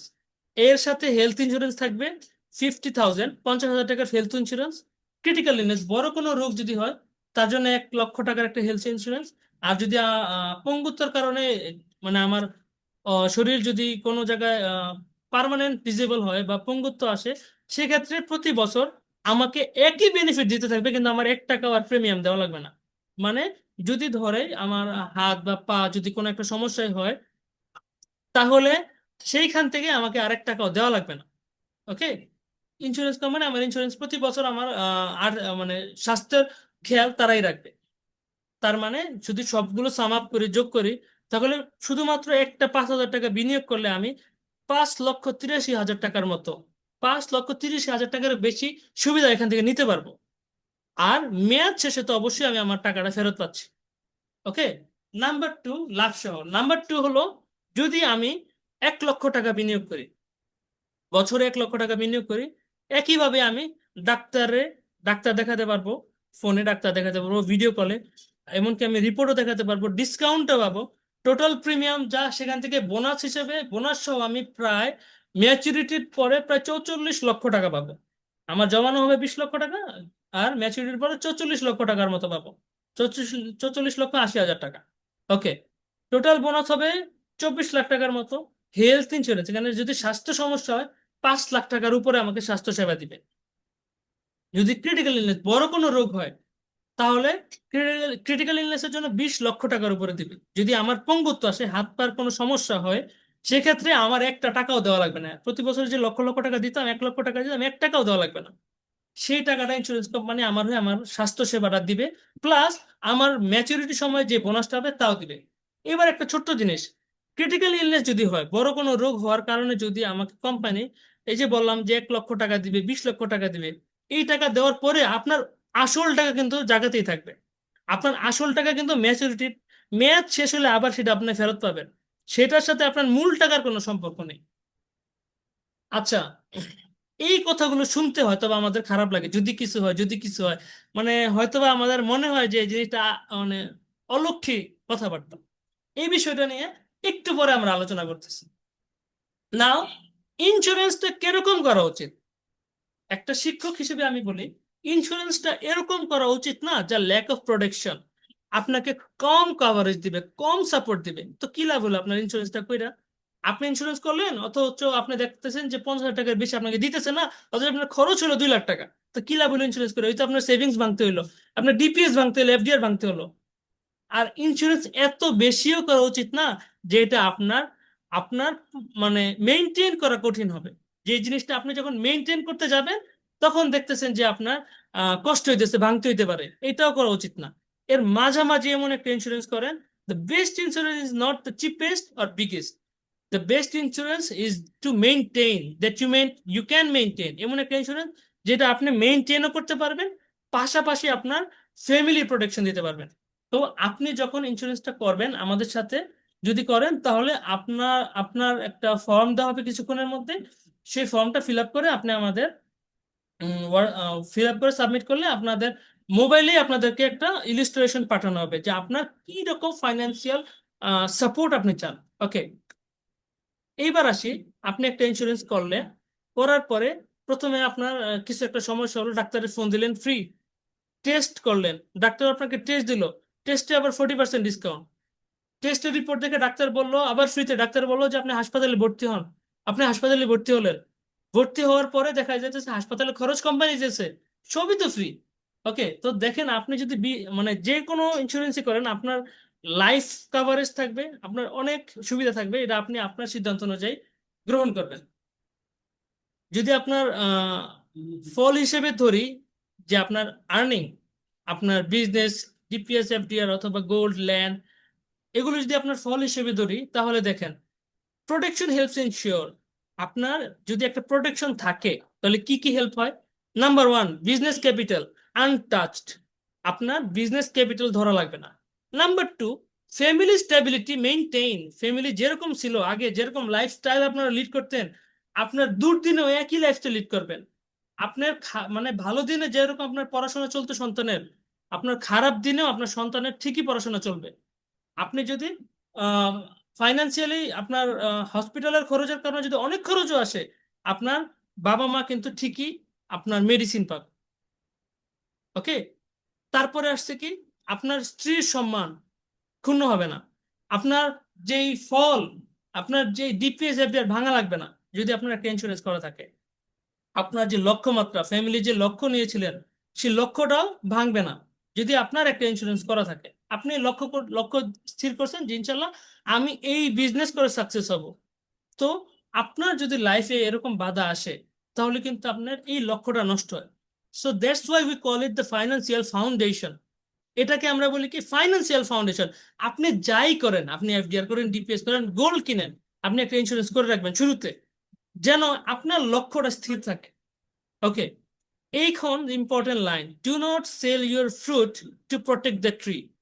আপনি আপনার ফল গাছকে প্রোটেক্ট করার জন্য বিক্রি করবেন না, আপনাকে প্রোটেক্ট করার জন্য আপনার গোল্ড বিক্রি করবেন না, আপনাকে প্রোটেক্ট করার জন্য আপনার ফ্যামিলির যে স্বপ্ন সেটা বিক্রি করবেন না, আপনাকে প্রোটেক্ট করার জন্য আপনি আপনার বিজনেসটা ছোট করবেন না।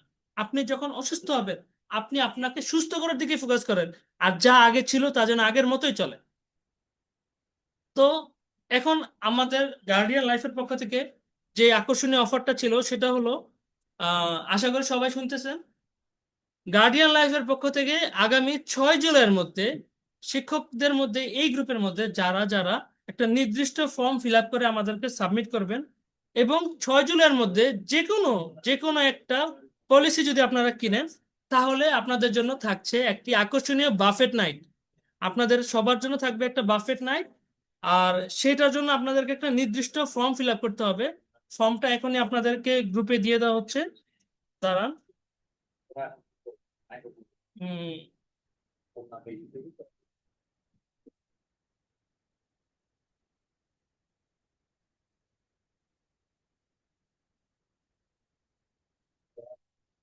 এখন আপনাদের মাঝখানে আপনাদের কাছে যাচ্ছে একটি ফর্ম।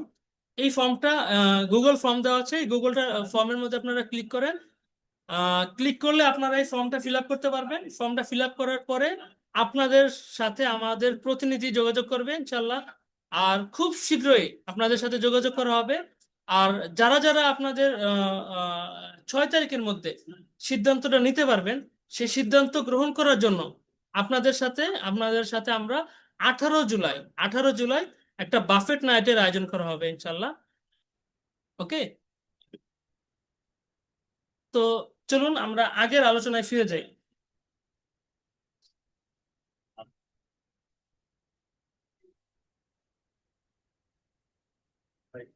হুম, 33 নাম্বার। ওকে,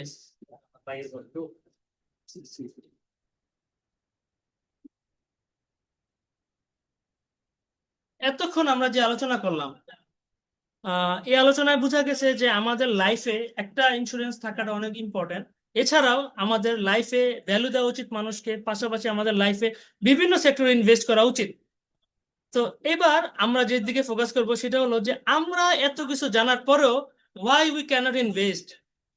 আমাদেরকে কোন জিনিসটা আটকায়, কোন জিনিসটার কারণে আমরা ডিসিশন নিতে থেমে যাই। নাম্বার ওয়ান, দেখুন আপনার ব্রেনের আশেপাশে, স্ক্রিনের দিকে লক্ষ্য করুন, অনেকগুলো ব্যারিয়ার আছে, অনেকগুলো ব্যারিয়ার আছে যা আপনাকে সিদ্ধান্ত নিতে বাধা দেয়। আপনি হয়তো বা মনে করতেছেন যে সিদ্ধান্তটা আমার, বাট এই সিদ্ধান্তটা আপনার না, আপনার হয়ে অন্য কেউ আপনাকে সিদ্ধান্ত নিতে সাহায্য করে। ঠিক আছে? দ্য প্রবলেম ইজ নট মানি। যখন আপনি ইন্স্যুরেন্স করতে যান তখন কিন্তু টাকা কোনো সমস্যা না, একটা ইনভিজিবল ব্যারিয়ার যেটা আপনাকে আটকে দেয়, প্রথমে আটকে দেয়। কিভাবে? Number one, present bias. Present bias কি? আপনার কাছে টাকা আসছে এখন, এখন আপনি চলেন এই টাকাটা নিয়ে একটা সেভ করি, টাকাটা জমাই, ইন্স্যুরেন্স করি, অথবা একটা সেভিংস অ্যাকাউন্টে রাখি।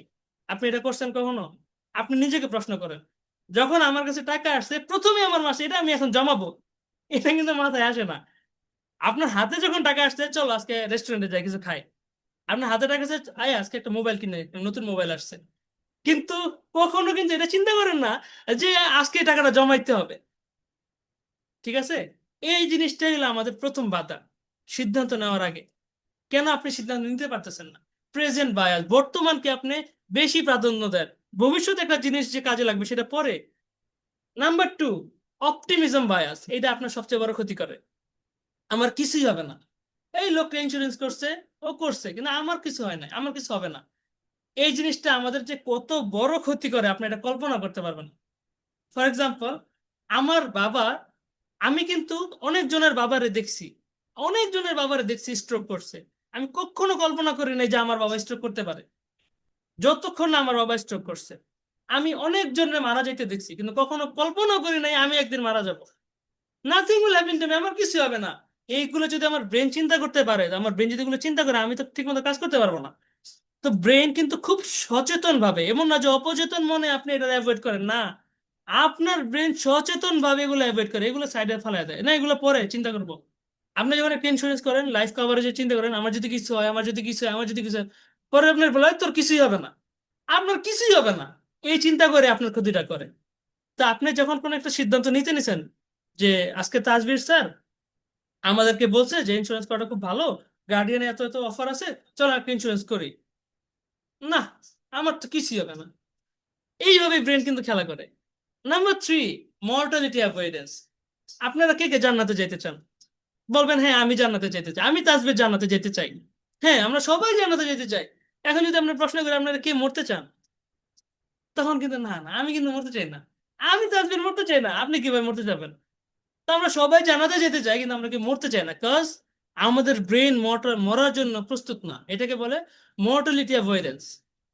যখন দেখা যায় যে আপনি মৃত্যু বিষয়ে কথা আসে, আপনি এটা অ্যাভয়েড করেন না, আমি এটা শুনবো না, আমার এটা শুনতে মন চাইতেছে না।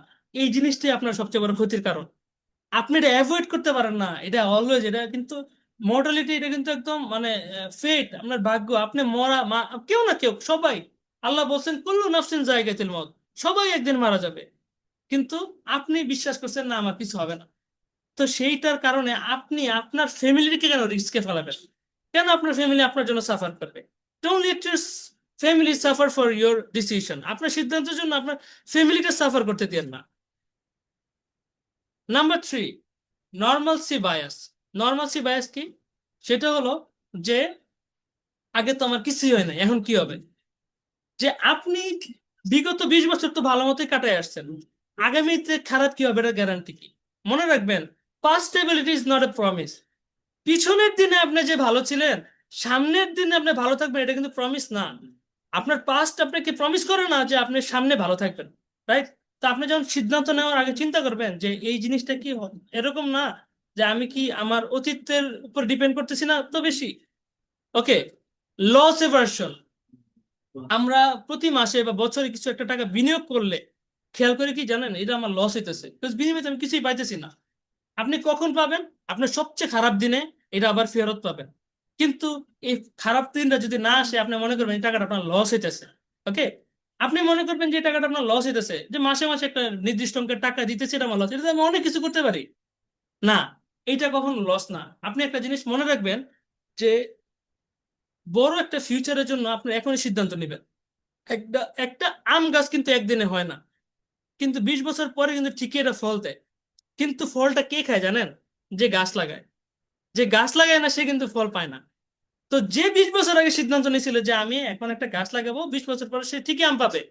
কিন্তু যে 20 বছর আগে সিদ্ধান্তটা নেয় না যে আমি গাছ লাগাবো না, 20 বছর পরে এই কারণে সে ফলও পায় না। Status bias, status quo bias হলো একটা, মানে স্ট্যাটাস মানে কি, যে আপনি আগে যেরকম ছিলেন এখনো সেরকমই থাকবেন, প্ল্যান কোনো চেঞ্জ করবো না। আগে আমি এইভাবে আমাকে প্ল্যান করছিলাম, এখন এইভাবে প্ল্যান করব, তাহলে আমার কোনো সমস্যা নেই। কিন্তু যেরকম দায়িত্ব বদলায় সেরকম কিন্তু প্ল্যানও বদলাইতে হয়। কমপ্লেক্সিটি অ্যাভয়েডেন্স, এটা একটা বড় কারণ ইন্স্যুরেন্সের ক্ষেত্রে। এটা একটা বড় কারণ কেন?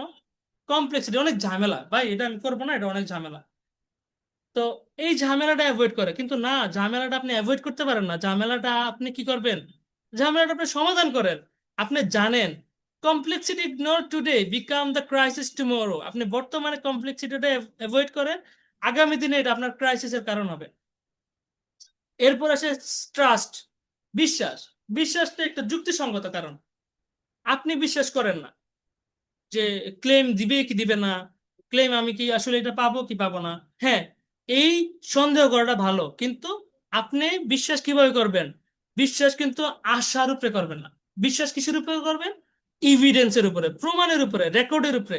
দেখি তো গত বিগত বছরগুলোর মধ্যে এই কোম্পানির রেকর্ডটা কি, কি কি করছে, কি কি নিউজ হয়েছে এই কোম্পানিটাকে কেন্দ্র করে। আপনি গার্ডিয়ানের জন্য অনলাইনে সার্চ করেন যে গার্ডিয়ানে বিগত বছরগুলোতে কত টাকা মানুষকে দিয়েছে, কত পার্সেন্ট মানুষকে দিয়েছে, কয় দিনের মধ্যে মানুষকে দিছে।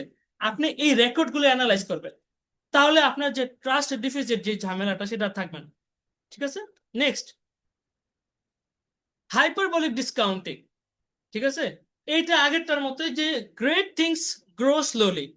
অনেক দেরির কথা চিন্তা করি, 20 বছর পরে এই জিনিসটা আমাদের মাথায় থাকবে না যদি আমরা চিন্তা করি যে এখন থেকে সিদ্ধান্ত নিতে হবে আগামীর জন্য। আপনার সন্তান জন্ম হওয়ার সাথে সাথে আপনার দায়িত্ব নেয় না, সেটার জন্য 20 বছর 30 বছর ওয়েট করা লাগে। ঠিক একইভাবে আপনি এখন কোন একটা সিদ্ধান্ত নিবেন, সাথে সাথে আপনি ফল পাবেন না, সেটার জন্য আপনার 20 বছর অপেক্ষা করা লাগতে পারে, আপনি যতদিনের চুক্তি করেন। সোশ্যাল প্রুফ, আমার আশেপাশের মানুষ করছে কিনা। আশেপাশের মানুষ কিন্তু আপনার সন্তানের দায়িত্ব নিবে না যেদিন আপনার খারাপ সময় আসবে। যেদিন আপনার খারাপ সময় আসবে, আপনার আশেপাশের মানুষ আপনার ফ্যামিলিকে ওষুধ কিনে দিবেন। তো আপনি কি সিদ্ধান্ত নেবেন সেটা আপনার আশেপাশের মানুষের দিকে কেন তাকান? আপনার ভালো দিনে কবে তারা সাথে ছিল? আপনার খারাপ দিনে কবে সাথে ছিল? যে ভালো দিনে তো সবাইটা পাওয়া যায়, কিন্তু খারাপ দিনে কয়জন আপনার সাথে ছিল? খারাপ দিনে একটা ইন্স্যুরেন্স কোম্পানির সাথে আসে, ইন্স্যুরেন্সের সাথে খারাপ দিনের সম্পর্ক, দ্যাটস ওয়াই ইন্স্যুরেন্সটাকে মানুষ খারাপ মনে করে। বাট দ্যাটস নট ইট, আপনি জাজ করেন। ওকে, এখন আসি lakh, risk and safety. Lakh, আপনি যেমন চলতেছেন সেটা গেলো লাকের উপরে। হ্যাঁ, লাক, আমার কিছু হবে না, আমি ভরসা রাখি, কিছুই হবে না আমার। ঠিক আছে, এটাকে বলে লাক। রিস্ক মানে কি? আমার কিছু একটা হইতে পারে। আর সেফটি মানে যদি আমার কিছু হয় আমি এখন একটা হেলমেট কিনে রাখছি, আমার যদি কিছু হয় আমি এখনই একটা সিদ্ধান্ত নিয়ে রাখছি। ঠিক আছে, লাক জিনিসটা আনপ্রেডিক্টেবল, আনকন্ট্রোলেবল। রিস্ক এই জিনিসটা ম্যানেজেবল। ঠিক আছে, কিন্তু সেফটি এই জিনিসটা কি, প্ল্যান করা লাগে, সিকিউরিটি এটা প্ল্যান করে নিতে হয়। জিনিসটা এরকম না যে শিল্ড, মানে আপনি যে একটা সেফটি নিতেছেন এটা আনকনসিয়াসলি হয়ে গেছে, না, এটা আপনার সিদ্ধান্ত নিতে হবে। রিস্ক লাক সিদ্ধান্ত ডিপেন্ড করে না, বাট সেফটি আপনার সিদ্ধান্তের উপর ডিপেন্ড করে। ওকে, নাও এই লাইনটা সবচেয়ে important. Hope for the best, prepare for the worst, protect what matter most. আপনি মনে রাখবেন যে আপনি যখন আশা করবেন, আপনার লক্ষ্য সামনে রেখে যখন আপনি আশা করবেন, সবচেয়ে সেরাটা আশা করবেন, আমার লাইফে সবচেয়ে সেরা অর্জনটা আমি করব, এই আশা করে আপনি সামনে আগাবেন।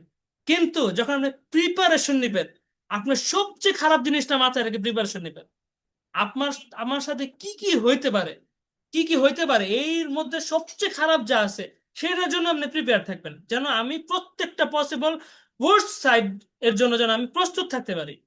আর ফাইনালি আপনার যে জিনিসটা সবচেয়ে গুরুত্বপূর্ণ সেটাকে আপনার প্রোটেক্ট করতে পারা, এইটা আসল সম্পদ। আপনার লাইফের সবচেয়ে গুরুত্বপূর্ণ আমার সন্তান, আমার পরিবার। আমি এত কিছু করতেছি আমার পরিবারের জন্য, আমার সন্তানের জন্য, আমার বাবা মার জন্য। এইটাকে প্রোটেক্ট করতে পারা, এইটা প্রোটেক্ট করতে পারাই হলো আমার সবচেয়ে বড় সম্পদ, সবচেয়ে বড় অ্যাসেট। আপনার আনসার্টেনিটি, অপ্রত্যাশিত ঘটনার সাথে আপনি অপ্রত্যাশিত ঘটনার সাথে যদি আপনি যুক্ত থাকেন, তো বিষয়টা এরকম না যে এটা একটা লাক্সারি। হ্যাঁ, এটা কিন্তু কোনো লাক্সারি না। আপনি প্রস্তুত, এটা লাক্সারি না। আপনি প্রস্তুত না, এটা আপনার গাফিলতি। ঠিক আছে, প্রস্তুত থাকাটা এটা রেসপন্সিবিলিটি। একটা জিনিস মনে রাখবেন, হয়তো বা আমি আপনি থাকবো না, কিন্তু আমাদের দায়িত্ব কিন্তু অবশ্যই থাকবে। So don't depends on lakh. আপনি আপনার ফিউচারটা লাকের উপর ছেড়ে দেন না। আপনি পরিকল্পনা করেন, আপনার ফিউচার নিয়ে পরিকল্পনা করেন। ইতিমধ্যে আপনাদের সামনে একটা ফর্ম দেওয়া হয়েছে, গার্ডিয়ান লাইফ ইন্স্যুরেন্সের একটা ফর্ম দেওয়া হয়েছে। হোয়াটসঅ্যাপ গ্রুপে আপনি একটু চেক দেন এই ফর্মটা। এই যে এইখানে দেখেন যে আপনাদের একটা হোয়াটসঅ্যাপ গ্রুপে একটা ফর্ম দেওয়া হয়েছে, আপনারা গ্রুপে চেক দেন। আর এই ফর্মের মধ্যে আপনারা দ্রুত ঢুকে ফর্ম ফিল আপ করে ফেলেন। যারা যারা প্রথমে, যারা যারা সবার আগে ফর্ম ফিল আপ করবে তাদেরকে মনে রাখবেন সবচেয়ে বেশি প্রায়োরিটি দেওয়া হবে। আর অবশ্যই আমাদের সাথে এতক্ষণ থাকার জন্য ধন্যবাদ। আহ আপনারা এক কাজ করেন। আচ্ছা, ফর্মটা তো কপি করতে হবে। আচ্ছা, 1 মিনিট, আমি ফর্মটাকে আপনাদের চ্যাটে দিতেছি, দাঁড়ান।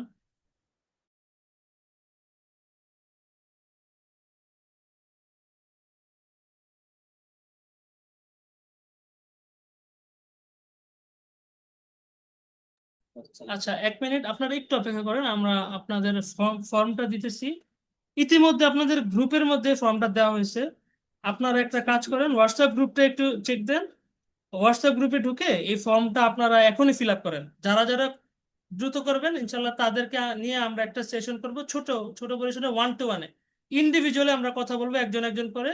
আর তাদের যে ফাইন্যান্সিয়াল সিদ্ধান্ত নিতে আমরা সাহায্য করব। এমনকি আপনাদের যে সকল মানে ইন্স্যুরেন্সের কোনো বিষয়, সেই বিষয়ে আপনারা আমাদের সাথে যে কোনো প্রশ্ন করতে পারবেন যদি এই ফর্মটা পূরণ করেন। এবং 18 তারিখ যেই বাফেটের আয়োজন করা হবে, সেই বাফেটের মধ্যেও আপনারা সবার আগে প্রায়োরিটি পাবেন। তো সবাই দ্রুত ফর্মটা ফিল আপ করে ফেলেন। বেশিক্ষণ না, হয়তো বা 2 থেকে 3 মিনিট লাগবে। এই যে আপনাদেরকে ফর্মটা দেওয়া হয়েছে, এই গ্রুপ জুমের মধ্যে ফর্মটা দেওয়া হয়েছে। গুগল ফর্মে এখনই জয়েন করুন আর দ্রুত ফর্মটা ফিল আপ করে দেন। এখনই ফর্মটা ফিল আপ করেন। ফর্মটা ফিল আপ করলে আপনাদের সাথে ইনশাল্লাহ 18 তারিখ দেখা হচ্ছে। আপনারা সবাই থাকবেন আশা করি। আহ হ্যাঁ, আশা করি আপনারা সবাই থাকবেন ইনশাল্লাহ। যে আপনাদের একটু চেক দেন, গ্রুপের মধ্যে ফর্মটা দেওয়া আছে। ওকে, তো এখন আপনার সিদ্ধান্ত নেওয়ার সময়। যারা যারা সিদ্ধান্ত নিতে পারবেন গার্ডিয়ান লাইফের পক্ষ থেকে, তারা এই বাফেটের আয়োজন করছে। যারা যারা এখন এই মুহূর্তে সিদ্ধান্ত নিতে পারবেন তাদেরকে এই মেসেজটা দিয়েছে গার্ডিয়ান লাইফ, যে 18 জুলাই এর মধ্যে নিজের প্রয়োজন প্রয়োজন অনুযায়ী গার্ডিয়ান লাইফের যে কোনো ছোট হোক বড় হোক যে কোনো পলিসি গ্রহণ করলে আপনারা সাথে সাথে পেয়ে যাবেন, আপনাদের সম্মান সূচকভাবে, আপনাদের সম্মানার্থে, আপনাদের সিদ্ধান্ত গ্রহণকে সম্মান করে একটা অ্যাপ্রিসিয়েশন বাফেট নাইট। ঠিক আছে, সেটা 18 তারিখ ইনশাল্লাহ অনুষ্ঠিত হবে। ওকে, তো সিদ্ধান্তটা আপনি অ্যাকচুয়ালি কার জন্য নিতেছেন? আপনার জন্য, আপনার ফ্যামিলির জন্য। আপনি আপনার জন্য সিদ্ধান্ত নিতেছেন, আপনার ফ্যামিলির জন্য সিদ্ধান্ত নিতেছেন। এই জিনিসটা নিয়ে আপনি ভাববেন এবং সিদ্ধান্ত নেবেন অ্যাকচুয়ালি আমাকে করা উচিত কি উচিত না। টাকা কিন্তু বিষয় না। বিষয় হলো আপনি যে 10টা ব্যারিয়ারের কথা বললাম না, মানসিক, যে আপনি কেন সিদ্ধান্তগুলো নিতে পারেন না। হ্যাঁ, তো আপনারা আপনারা কিছু কিছু মানুষ প্রশ্ন করতেছেন যে এটা হালাল না হারাম। আচ্ছা, এই বিষয়ে আপনাদের যদি কিছু জানা থাকে আপনারা 1-to-1-এ বা আমাদের ফোনে যোগাযোগ করতে পারেন। কিন্তু ইন্স্যুরেন্সে যদি সুদের বিষয় থাকে তাহলে অবশ্যই এটা হারাম। Simple answer. যদি সুদ না থাকে এটা অবশ্যই হালাল। ঠিক আছে, তো কোন ক্ষেত্রে এটার মধ্যে সুদ থাকবে কি থাকবে না, এই বিষয়ে যদি কিছু জানা থাকে এটা একটা বিস্তারিত আলোচনা করব ইনশাল্লাহ। এখানে যেহেতু একটা আলোচনা চলতেছে, তো আপনারা কি করবেন, ফর্মটা ফিল আপ করেন। ফর্মটা ফিল আপ করার পরে ফর্মটা আমাদের কাছে আসলে আমরা আপনাকে ফোন দেব। আমাদের প্রতিনিধি যখন আপনাকে ফোন দিবে, ফোন দেওয়ার পরে আপনারা এই বিষয়ে সিদ্ধান্ত নেবেন, আমাদের সাথে কথা বলবেন, প্রশ্ন করবেন। আপনার যা জানার প্রশ্ন করবেন। আপনি যদি একমত থাকেন তাহলে ইনশাল্লাহ আপনাদের বিষয়টা পরিষ্কার হয়ে যাবে। ওকে। তো লাস্ট কথা হলো যে people may leave, job may end, business may close, ব্যবসা বন্ধ হতে পারে, জবও চলে যেতে পারে, মানুষ চলে যেতে পারে, বাট রেসপন্সিবিলিটি নেভার ডাইস। দায়িত্ব কখনো শেষ হয় না। Hope for the best, prepare for the worst, and protect what matter most. তো এখন সবচেয়ে গুরুত্বপূর্ণ লাইন হলো, sometimes life is so uncertain, sometime life is too uncertain to have regrets. কখনো কখনো জীবন এতটাই অপ্রত্যাশিত হয়ে যায় না যে আফসোস করার মতো কিছু থাকে না। এই জিনিসটা হয়তো আমরা অনেকেই লক্ষ্য করছি। জীবনটা মাঝে মাঝে এত অপ্রত্যাশিত হয় যে আমরা তখন তখন আফসোস করতে পারি না, যা তখন যদি এই সিদ্ধান্তটা নিতাম। এই সিদ্ধান্তটা পরে যেন আমাদের আগামী দিনে আফসোসের কারণ না হয়। আজকের সিদ্ধান্তটা আগামী দিনে যেন আপনার আফসোসের কারণ না হয়। সো আপনি সিদ্ধান্ত নেন, আপনি 2 দিন পরে হলেও করবেন। আপনি যখন রিয়েলাইজ করবেন যে দ্যাট ওয়াজ এ মিস্টেক, আমার ভুল হয়েছে, আপনি 2 দিন পরে আপনি একটা ইন্স্যুরেন্স করবেন আপনার জন্য। বাট এখন যদি আপনি করতে পারেন, তা আপনার জন্য এক প্রফিট হলো যেই কভারেজ গুলো দেখাইছি এটা 2 দিন আগে পাবেন। আর গার্ডিয়ানের একটু অফার আছে আপনাদের জন্য, সেটা হলো আগামী দিনগুলোতে আপনারা ফ্রিতে, যত দিনের ইন্স্যুরেন্স করবেন তত দিন আপনারা ফ্রিতে ডাক্তারের সাথে ফ্রিতে কথা বলতে পারবেন। নাম্বার 1, 40% ডিসকাউন্ট যে কোনো পেশেন্টের জন্য, আপনার জন্য, আপনার পরিবারের জন্য ফ্রি, 40% ডিসকাউন্ট। আর ডাক্তারের সাথে কথা বলতে পারবেন আপনার জন্য কি আপনার পরিবারের যে কারোর জন্য। যেমন আমি কদিন আগে আমার একটা কলিগের জন্য ডাক্তারের সাথে কথা বলে প্রেসক্রিপশন নিয়েছি, এটা free. Life coverage, health insurance, critical illness এগুলো আছেই। পাশাপাশি আপনাদের জন্য স্পেশাল ভাবে একটা এক্সক্লুসিভ বাফেট নাইটের আয়োজন করা হয়েছে, যদি এটা আপনারা 6 তারিখের মধ্যে কমপ্লিট করতে পারেন। তো এখন আমাদের মাঝখানে উম এখন না স্যার, একটু 10টা মিনিট একটু কথা বলেন, শুধু গার্ডিয়ান নিয়ে একটু আমাদের বেসটা।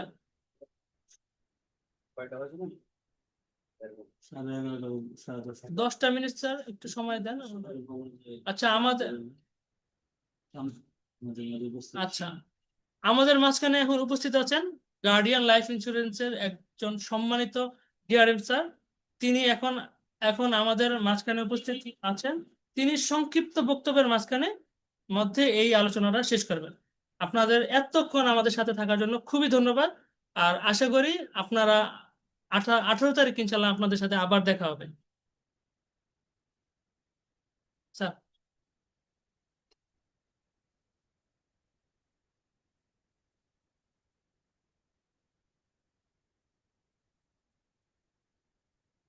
স্যার, স্যার, শুধু গার্ডিয়ান নিতেছি, শুধু গার্ডিয়ান নিতেছি।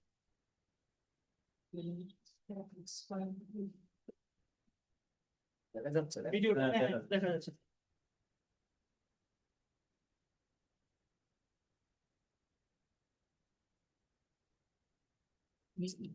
Camera on.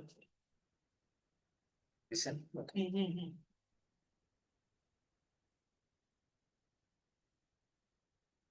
আসসালামু আলাইকুম রহমতুল্লাহ ওবরাকাতুহু।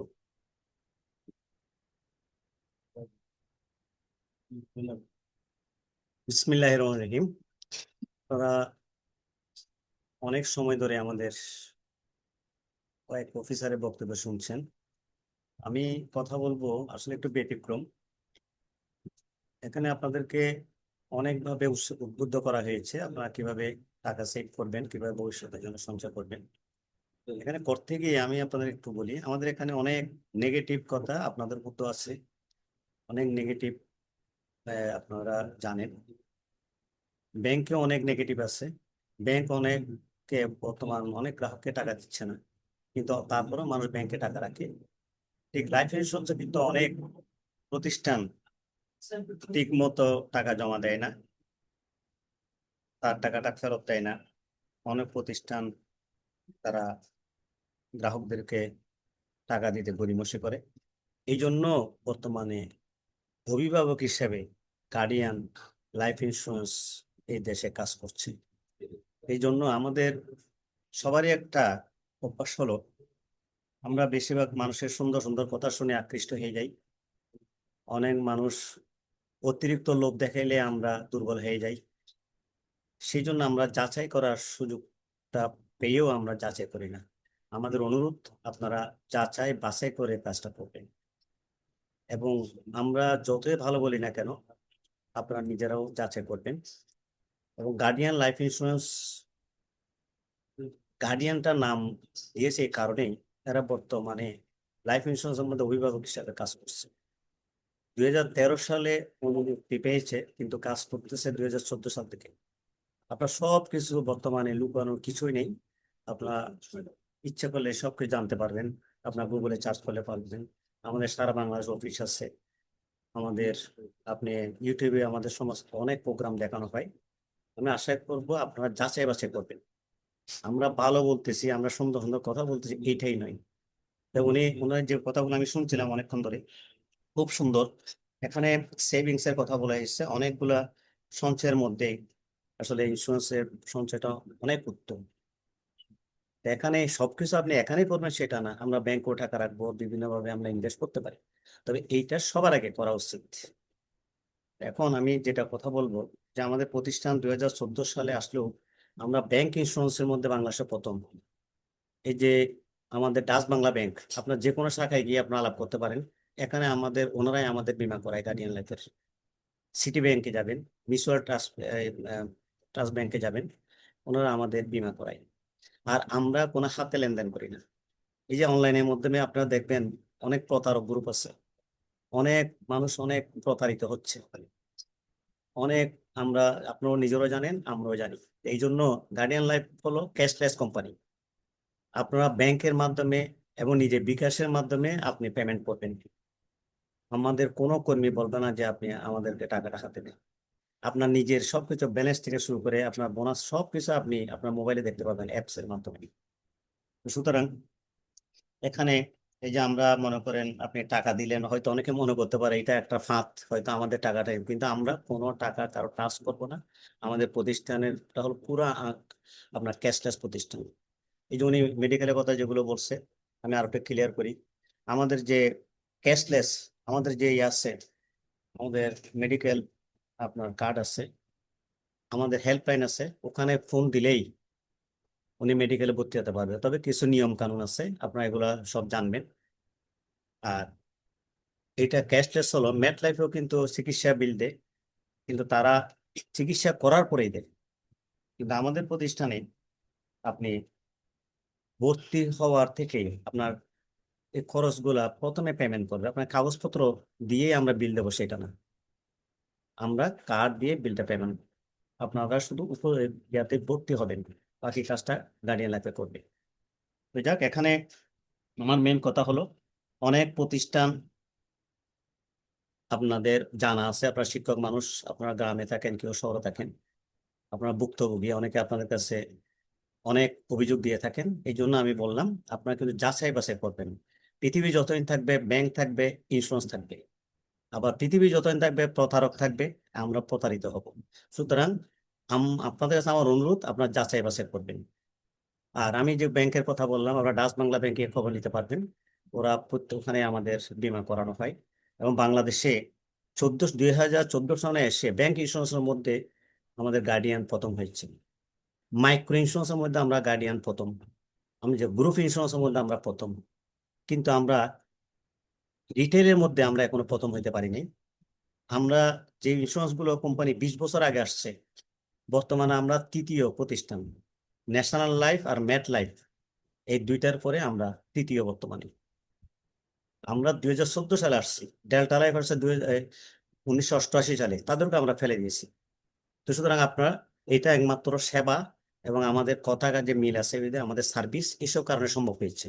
সুতরাং আপনাদের কাছে আমার অনুরোধ, আপনারা যাচাই বাছাই করবেন যে যেদিকে পারেন।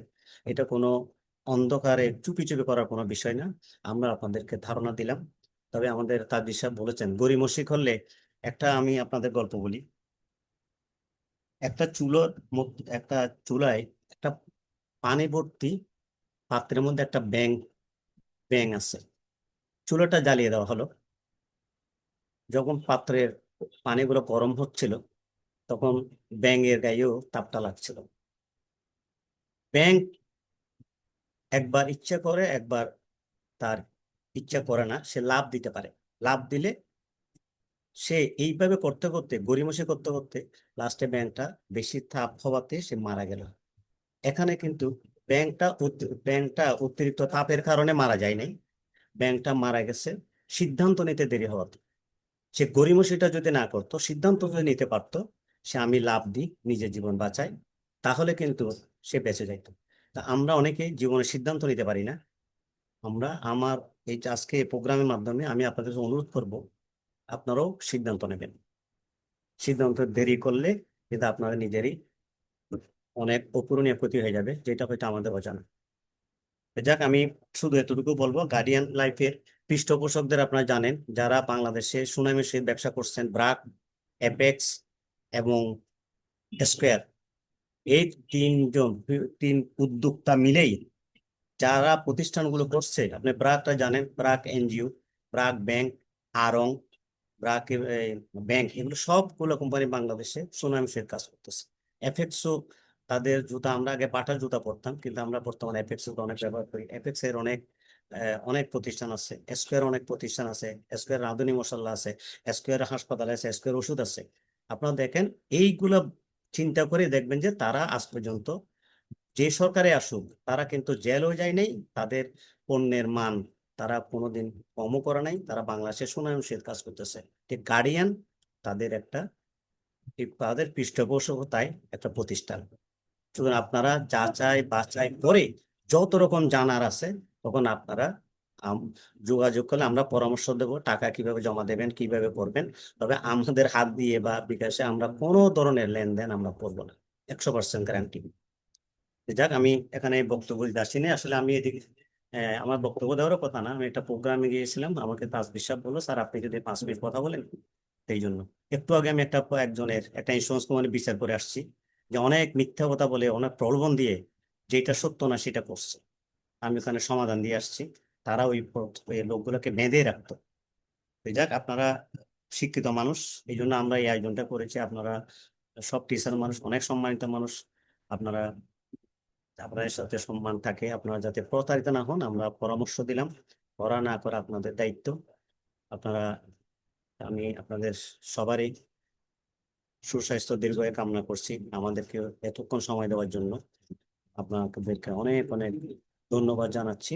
এখন আপনি তার বিষয়ে সমাপনী কথা বলবেন, আমি আমার বক্তব্য এখানে শেষ করছি। আল্লাহ হাফেজ, সবাইকে ধন্যবাদ।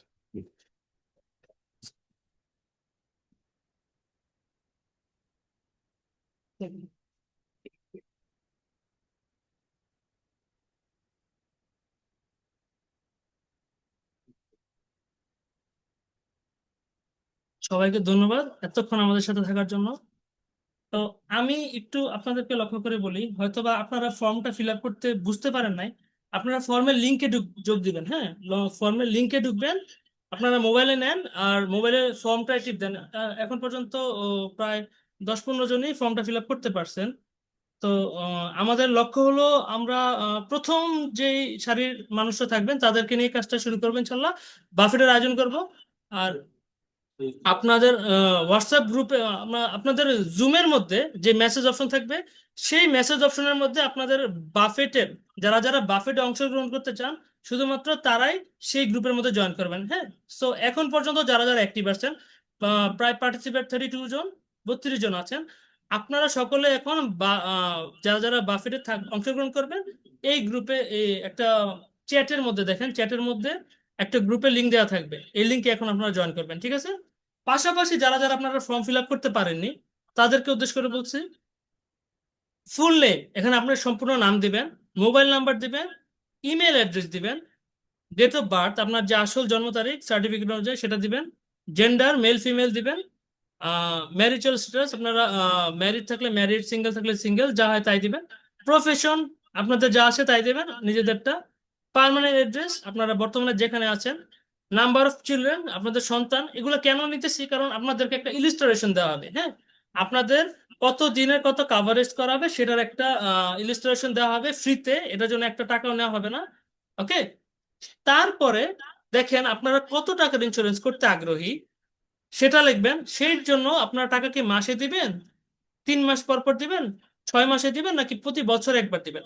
দেখুন, যদি প্রতি বছর একবার দেন তাহলে কি হবে, প্রতি বছরেরটা আপনি যখন দিবেন তখন কি হবে যে টাকাটা একটু কম লাগবে, কিন্তু যদি প্রতি মাসে দেন টাকাটা একটু বেশি লাগবে। তো আমি ব্যক্তিগতভাবে প্রেফার করব, আপনারা যদি কেউ ইন্স্যুরেন্স করেন তাহলে অবশ্যই এক বছরেরটা একবারে দেওয়ার চেষ্টা করবেন, না পারলে 6 মাস, বা না পারলে 3 মাস বা 1 মাস, বাট চেষ্টা করবেন যেন আপনার এক বছরের জন্য দেন। ওকে, তারপরে কি আসে, আপনারা ফর্মে থাকেন, হ্যাঁ ফর্মে দেখেন, তারপর আসবে how much would you like to save each payment, প্রতি পেমেন্টে আপনি কয় টাকা দিতে চান, আপনি যত টাকা বিনিয়োগ করতে চান তত টাকা রাখবেন, 1,000, 2,000, 5,000, 10,000, 20,000, আপনার ইচ্ছে অনুযায়ী যে টাকায় আপনারা রাখুন না কেন, আপনারা অবশ্যই বাফেটে আমন্ত্রিত। হ্যাঁ, আপনাদের জুমের যে চ্যাট বক্সে আপনাদের সবার জন্য বাফেটের গ্রুপ দেওয়া আছে, আপনারা এখনই গ্রুপে জয়েন করেন। হ্যাঁ, আপনারা যারা যারা এখন পর্যন্ত আমাদের সাথে আছেন সবাই গ্রুপে জয়েন করেন, আপনারা অবশ্যই সেখানে থাকবেন। হোয়াটসঅ্যাপ গ্রুপটা আপনাদের জুমের চ্যাট বক্সে দেওয়া আছে, আপনারা এখনই জুমের জুমের চ্যাট বক্স থেকে আপনারা লিঙ্কটা নিয়ে জয়েন করেন এখনই। জুমের লিঙ্কে টিপ দিলে আপনারা ডাইরেক্ট চ্যাট বক্সে চলে আসবে। ওকে, তারপরে আসে আপনি হেলথ ইন্স্যুরেন্সটা কার কার জন্য নেবেন। হ্যাঁ, তো নিজের জন্য, নিজের ওয়াইফ অথবা ওয়াইফের জন্য, অথবা নিজের সন্তানদের সহকারে সকলের জন্য। তারপরে এডিশনাল আপনি হেলথ ইন্স্যুরেন্স নেবেন, ক্রিটিক্যাল ইলনেস নেবেন, এগুলো আপনি যদি না বুঝেন অবশ্যই আমাদের প্রতিনিধি আপনাদের সাহায্যের জন্য দ্রুত আপনাদের সাথে যোগাযোগ করবেন। এরপর কি আছে, আপনি কি 18 জুলাই এর বাফেট ডিনারে কি আপনারা থাকবেন কি থাকবেন না? যদি আপনারা থাকেন অবশ্যই আমরা খুশি হব আপনারা যদি থাকেন। আর যদি কোনো কারণে আপনারা উপস্থিত থাকতে না পারেন, তো সেক্ষেত্রে আপনাদের জন্য একটা উপহার পাঠিয়ে দেওয়া হবে আপনাদের নিজস্ব অ্যাড্রেসে। ওকে, তারপরে ডিক্লারেশনটা কনফার্ম দিবেন এবং সাবমিট দিবেন।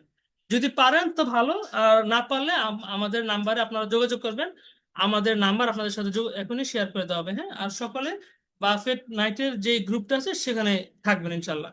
তো এতক্ষণ আমাদের সাথে থাকার জন্য ধন্যবাদ, আমি এক্সট্রা 14 মিনিট নিয়ে নিছি, দুঃখিত এই এই অতিরিক্ত সময়ের জন্য। আর এখনো কিন্তু অনেকেই জয়েন করেন নাই। হ্যাঁ, মাত্র 7 জন জয়েন করছেন, আপনারা কিন্তু 14 জন না 31 জন আছেন, এখন পর্যন্ত 31 জন আছেন, কিন্তু 27 জন আছেন। আপনারা কিন্তু এখনো বাফেট গ্রুপে জয়েন করেন নাই, এখনই জয়েন করে ফেলুন। ঠিক আছে, এখনই জয়েন করে ফেলুন। এতক্ষণ একসাথে আমরা কথা বলেছি, সময় পার করেছি, সেই দিন আমরা আরো আনন্দ করবো ইনশাল্লাহ। তো আমি চাই আপনারা সবাইকে নিয়ে একটা সুন্দর সময় কাটাতে। এতক্ষণ আমরা যে আলোচনা করছি, আমরা এখনই এই আলোচনা শেষ করতে যাচ্ছি। মাত্র 7 জন জয়েন করছেন, সবাই জয়েন করেন, এই গ্রুপে সবাই জয়েন করেন। আপনারা এতক্ষণ থাকার কারণে আপনারা অনেক কষ্ট করছেন। আহ, আর যদি কারো কোনো প্রশ্ন থাকে তাহলে সেখানে আমরা ইনশাল্লাহ কথা বলবো। ঠিক আছে, ধন্যবাদ। আসসালামু আলাইকুম, সবাই ভালো থাকবেন।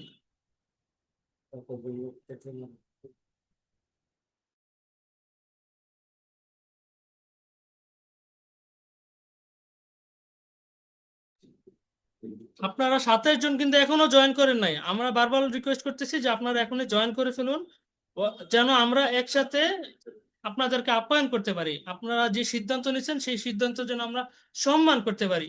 সো সেই কারণে আপনারা জয়েন করে ফেলুন এখনই। মাত্র 7 জন জয়েন করছেন, আপনারা এখনই জয়েন করে ফেলুন। এখনো 24 জন আছেন, 24 জন জয়েন করে ফেলুন। আচ্ছা, আসসালামু আলাইকুম, সবাই ভালো থাকবেন, শুভরাত্রি।